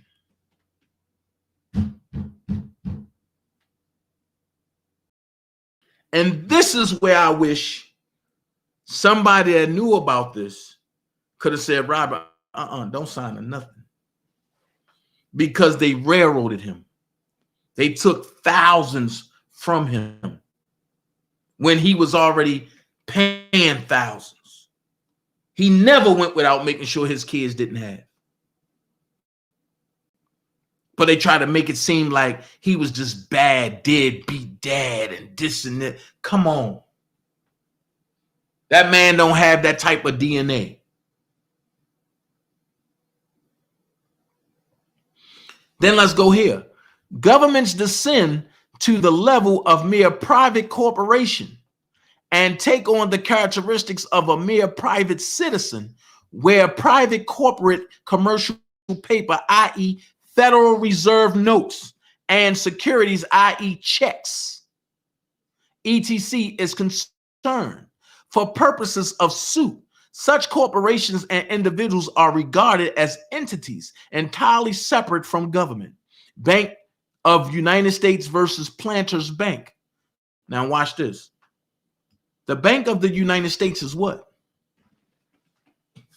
Let's see if y'all know.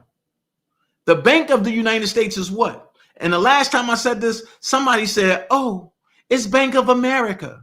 No. The Bank of the United States is what?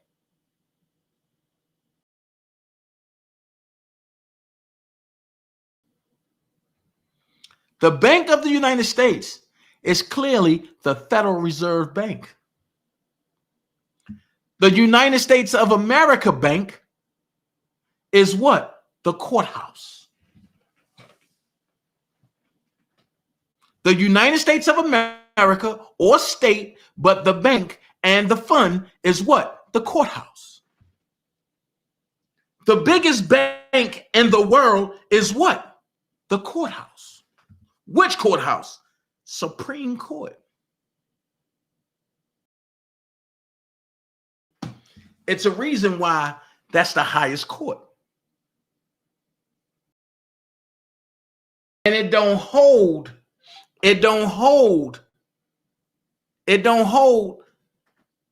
debt notes in there. It hold gold. It hold bonds. It holds stocks. Make it make sense. I'm going to try to finish this up in 30 minutes because Hollywood Next about to come on. Check this out.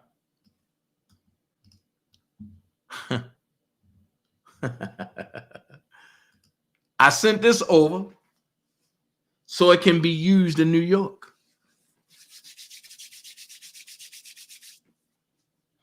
It says, I am writing on behalf of entertainer Robert Sylvester Kelly, also known as R. Kelly. R. Kelly is an American singer, songwriter, and record producer. R. Kelly is considered to be one of the most successful R&B artists of the last 25 years. Unfortunately, Kelly has become a victim of the Me Too movement, which is a form of domestic terrorism in the U.S. Since it was premeditated and politically motivated, it has been carried out against him by feminist groups, shady lawyers, politicians, and biased fake news media. Last January, the Lifetime Movie Network put out a 6-part docuseries called Surviving R. Kelly. The writers of the movie found former so-called lovers to paint him in a horrible light and make derogatory accusations against him. They were all groupies who all had good times with Kelly, but But the writers decided to only focus on all the alleged bad times. The writers also chose not to discuss the accusers' criminal backgrounds and checkered past. Now, majority of the accusers from the show are getting book deals, awards, and other accolades. They are also being represented by recently indicted lawyer Michael Avenatti and celebrity money chaser Gloria Allred. The famed Chicago prosecutor Kim Foxx is also a part of the R. Kelly media lynch mob as well. Fox targeted Kelly after watching the one-sided movie and made a plea for women to come forward about Kelly. The mass media also added to the narrative to ruin R. Kelly's image and career as well. R. Kelly has repeatedly denied all allegations. Due to this Lifetime movie and the domestic terrorism of the hashtag Meet R. Kelly movement, R. Kelly is currently being held at the MCC federal prison in Chicago due to unproven accusations and rumored allegations. The hashtag Mute R. Kelly movement has been used to intimidate or coerce a civilian population to destroy him. Kelly has lost his career, his family, and his freedom due to the false allegation which have not even been proven in court. He was denied bond, so now he must wait in solitary confinement until his trial. He will not receive a fair trial due to this fake news media mob going against him. Please help him to get released from prison by asking the federal judge to give him a bond so he can go back to his home in the Trump Towers in Chicago, where he can find a peace of mind to fight for his freedom, career, and his fate. Sincerely, a proud U.S. citizen who believes that everyone should be innocent until proven guilty. Now watch this. Now that I've read that to y'all, answer this question. And y'all seen the date. Why did me and Don Russell really start going at it? Because when I submitted that, right, it was intercepted by Brian Nix and thrown away, which made me start looking deeper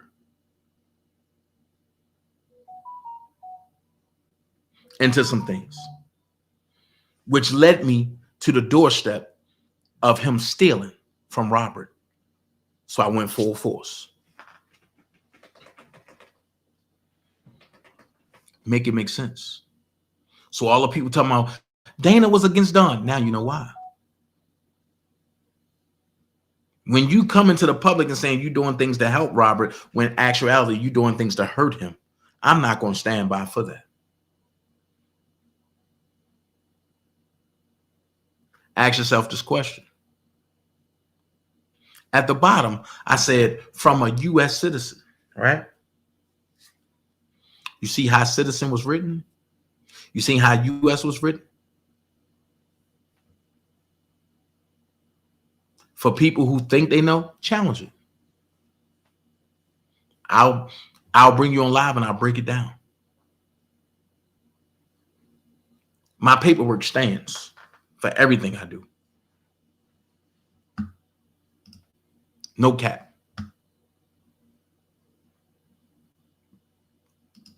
I saved that for tomorrow. Let's get into this paperwork. Let's do what I want to do first. Let's do this. Let's see what I want to do first.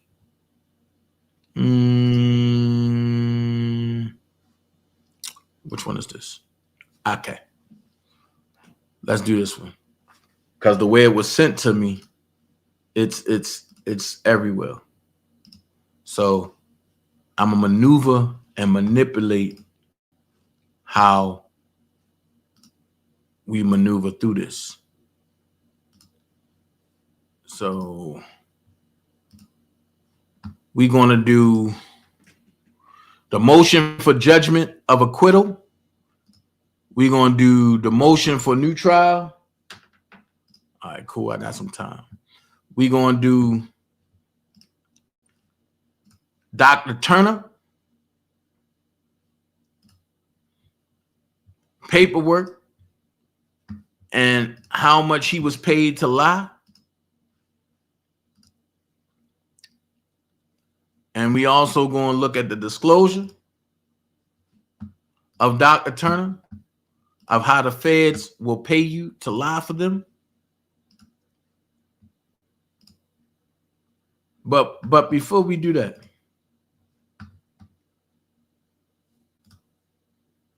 they say Rob wasn't accepted. Check this out. That shit.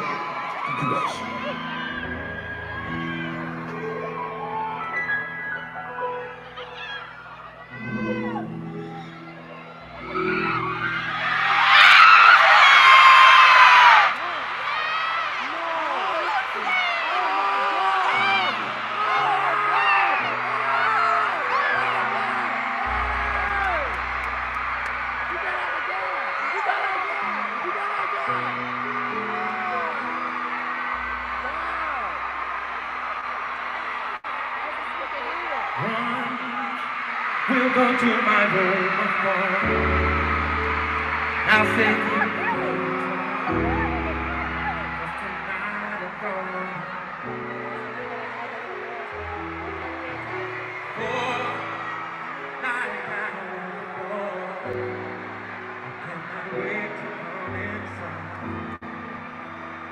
anything that's broken, I'll pay. 7 spread your legs apart. Feel me. See, I want you from behind. Oh yeah, yeah. 10, baby, climb on top of me. And up and down we'll go to see. And that's when I'll go down on my knees, giving you some of my 12 play. Give you a little 12 play. Example of my 12 play. Just a little 12 play. Do you mind if I give you some of mine? Give a little example of my 12 play. Somebody make some noise!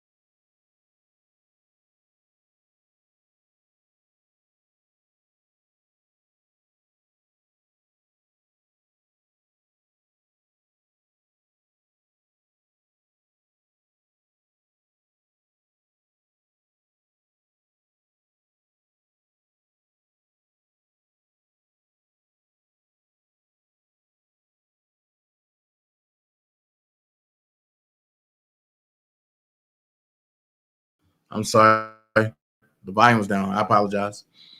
Now comes the defendant, Robert S. Kelly, by and through his counsel, Jennifer Bonjean, and moves this court to enter a judgment of acquittal on counts 1 through 3 of the indictment, the child pornography counts, and counts 9 through 11, the inducement counts, where the government's evidence was insufficient to sustain a conviction on each of those counts. Background.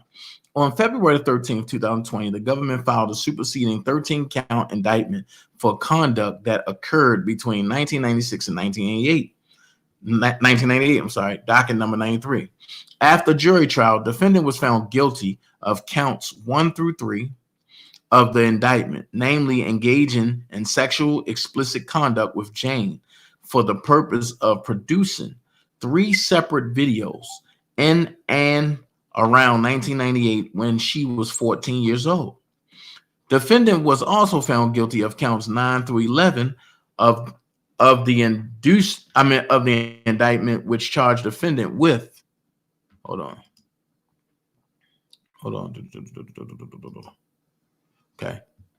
with violating 18 USC 2422B,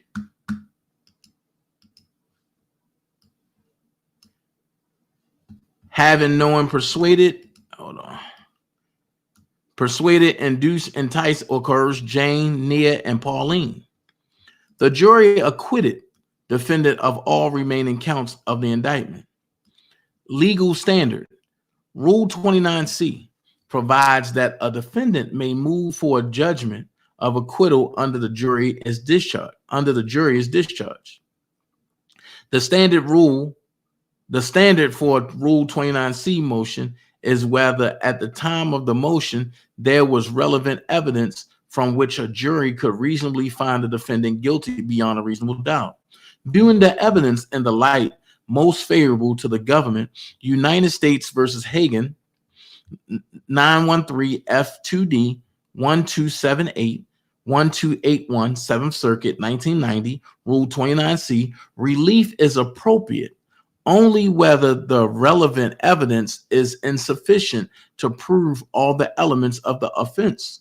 United States versus Beck, 615 F2D 441 448 7th Circuit 1980. Argument. A.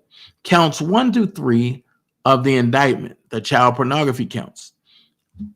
A judgment of acquittal. Oh, I don't know why I keep doing that. A judgment of acquittal as to counts 1 through 3 of the indictment must be granted where the government's evidence was insufficient as to each and every element of the offense. First, government's evidence failed to demonstrate that defendant did knowingly use, persuade, induce, entice, and coerce Jane to engage in sexually explicit conduct for the purpose of producing the visual depiction of such conduct. The scenario presented by the government was far removed from the typical scenario where a sexual predator uses the internet to entice an underage child to engage in sexual conduct for the purpose of creating child pornography. Indeed, the government made no showing that there was any commercial purpose related to the production of these videotapes. Hold on, here we go. Accepting the government's evidence as true, defendant was engaged in an ongoing relationship with Jane that included sexual activity. According to Jane, she spent significant time with defendant in his home, where they engage in sexual conduct with one another. While the evidence may have been sufficient to prove violations of criminal sexual abuse under the Illinois Criminal Code, it did not establish that defendant, 1, enticed or persuaded Jane to engage in the prohibited conduct, or 2, that he did so with the purpose of producing the contraband images. Facts. The production of the images was ancillary to the sexual explicit conduct, and it was not the purpose of the conduct. So basically what the government painted was Robert did it just to extort her, Jane. That's why he did it, which is far from the truth. Additionally, the government failed to produce sufficient evidence that the videotapes or the images or the video on the videotapes were transported in interstate or foreign commerce. Facts. I told y'all that. Government Exhibit 001-1 was a VHS tape of unknown origins that was in the custody of the Cook County State's attorneys since 2002. This exhibit contains images from the so-called log cabin or Colorado room, and were the subject of the 2008 prosecution for which defendant was acquitted. There is no evidence whatsoever that the videotape ever left the state of Illinois. Facts. Facts. Facts.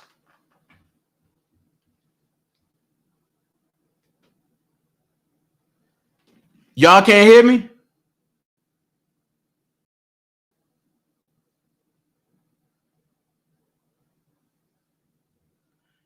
Can y'all hear me? Okay. So there's no evidence that the tape left Illinois. There's evidence that copies of that tape left Illinois by way of Lisa Van Allen, but there's no tape that tape left Illinois. So how can you charge that man with that? 10.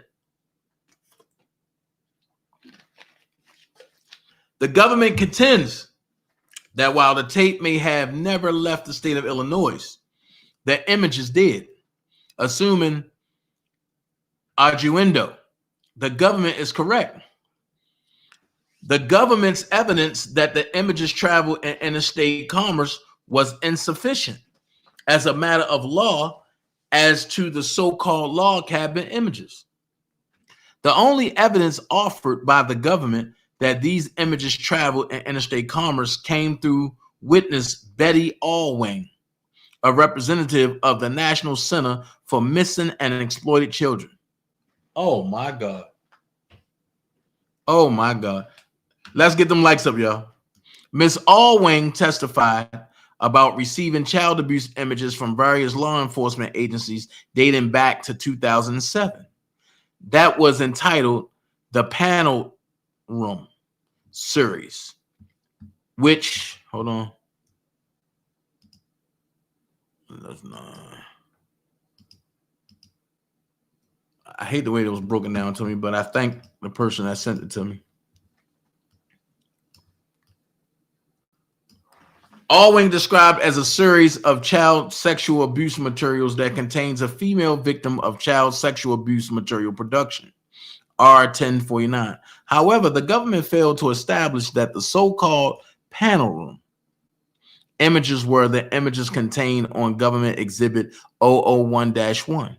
At no point did Ms. Allwing identify the child pornography images in GX 001-01 and affirmatively state that the images were the same images that had been sent to NCMEC in 2007.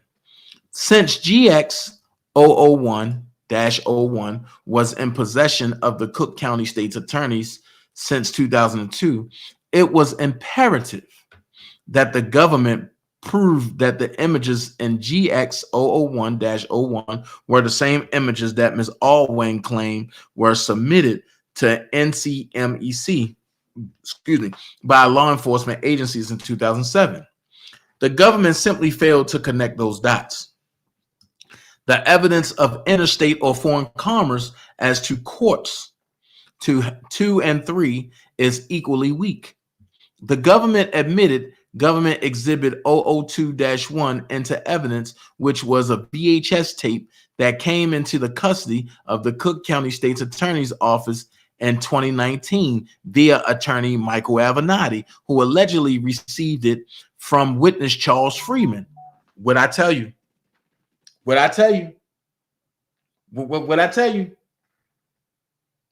What did I tell you? Man, get me to 100, man. Get me to 100 likes. I got 142 watching. Come on, man. Don't come in my house and don't wipe your feet on the rug. Don't just come to my door and come in. Ring the doorbell. Get me 20 more likes. 20 more likes.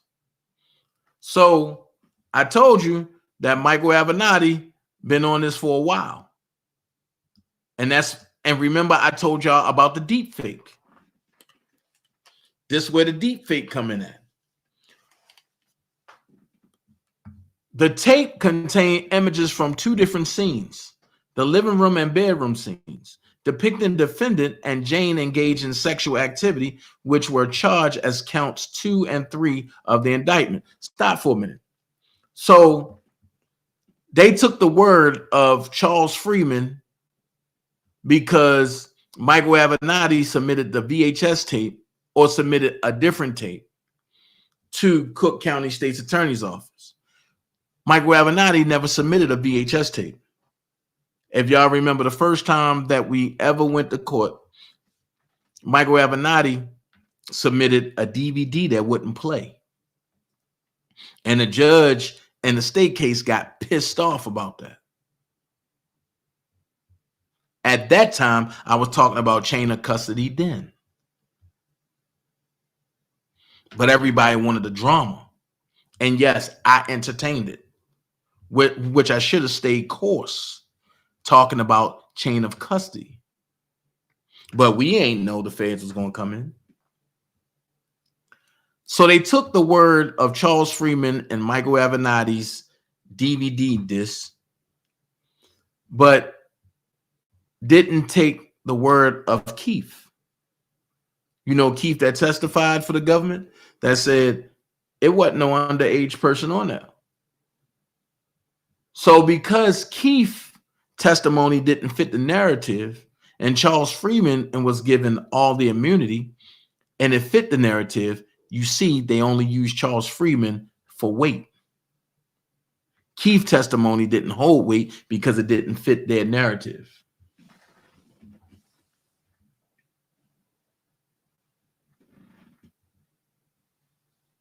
You know what I'm saying? So the government evidence failed to prove that the tape or the images depicted on the tape were ever placed into interstate or foreign commerce. Ms. Alwing testified that the first occasion on which the images were received by NCMEC was when Homeland Security submitted the images to NCMEC in connection with this case after defendant's indictment, R1058-1059. Ms. Alwing explained that at the time she prepared the distribution report post-indictment, those videos had not been seen in any prior submissions. Uh-oh. Somebody got caught. There was no, and that's why they didn't use this. There was no additional testimony. Hold on.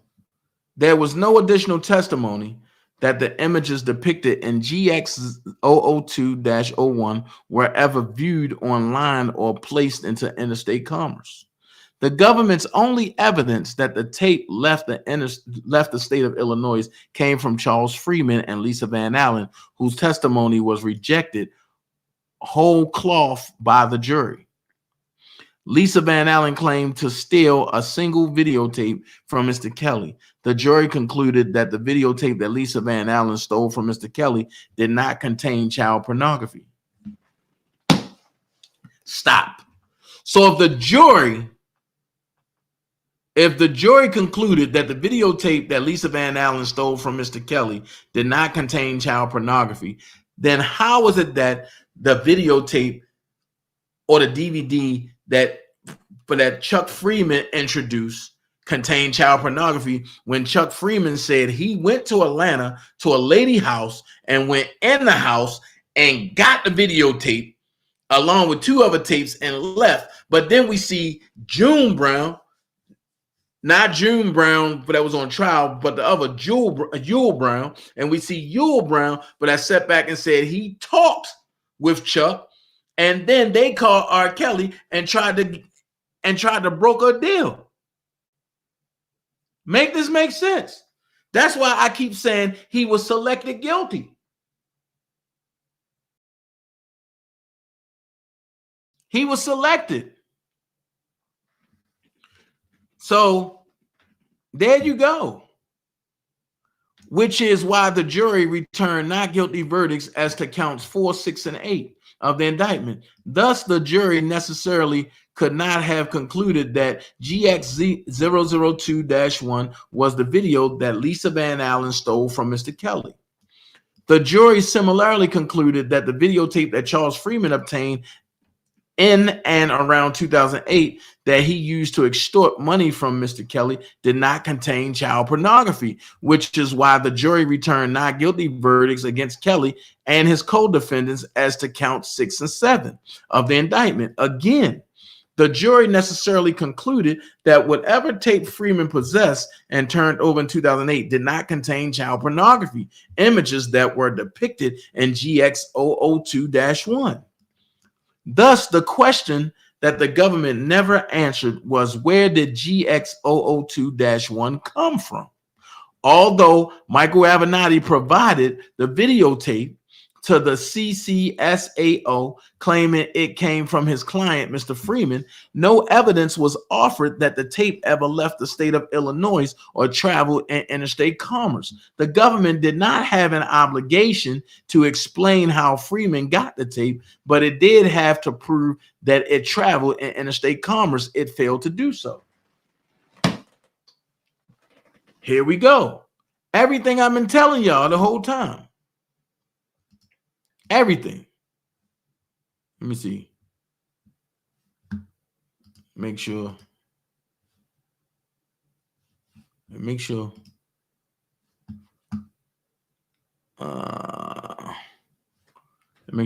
if I did 6. Okay, here we go. 6.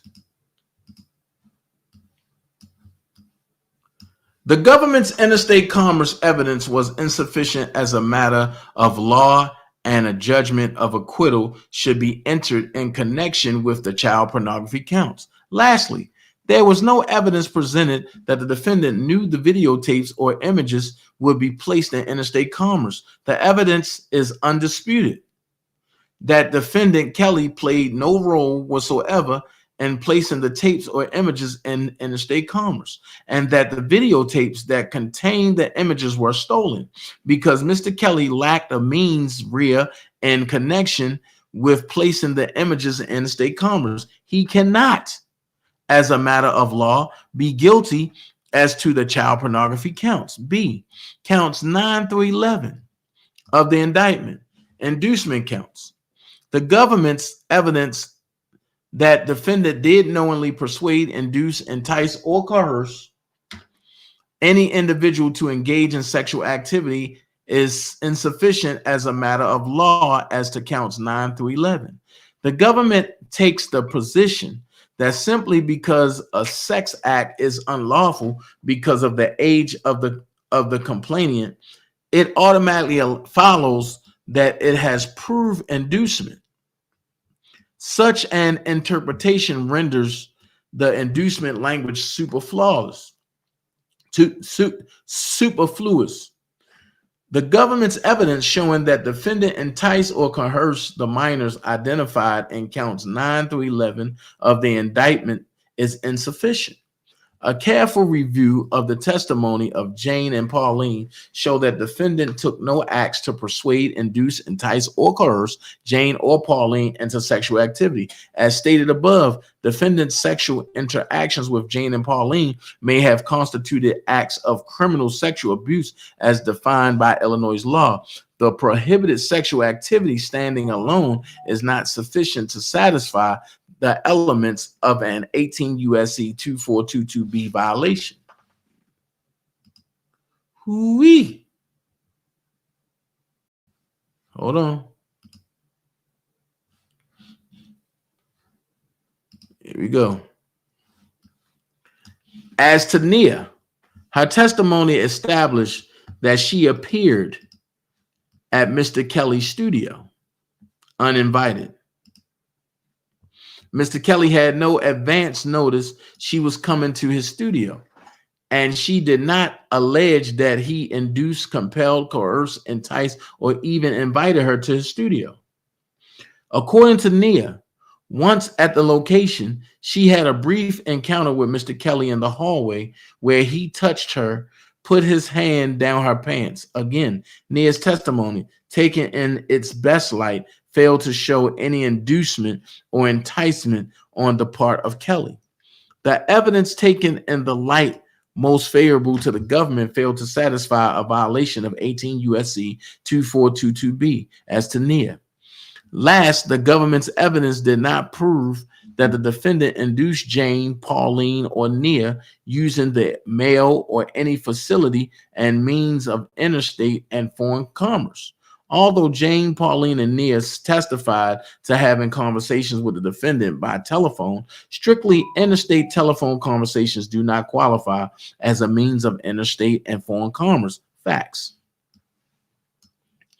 As to count 10 of the indictment, the use of a telephone had no connection whatsoever to the charged conduct. As the evidence showed, Mr. Kelly did not invite Nia to his studio for any purpose, let alone any sexual purpose. Where the charged conduct occurred, Nia arrived to the studios unannounced with members of her family. The charged conduct consisted of a less than 5-minute interaction in a hallway. Since the government cannot make a casual connection between the charged conduct and the use of a facility of interstate commerce, including the use of a telephone, it cannot establish the interstate commerce element. The government simply did not, the government simply did prove, the government simply, that means Jennifer Bongine made a mistake. It cannot establish the interstate commerce element. The government simply did prove count 10 of the indictment. So pretty much what she meant to say is did not prove count 10 of the indictment. So that's a mistake there.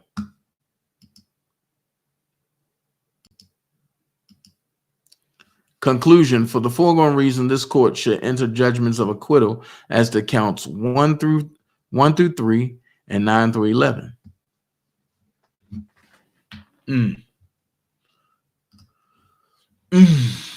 So what I'm gonna do is, because it's 11:34 and I still got 3 more tabs up top.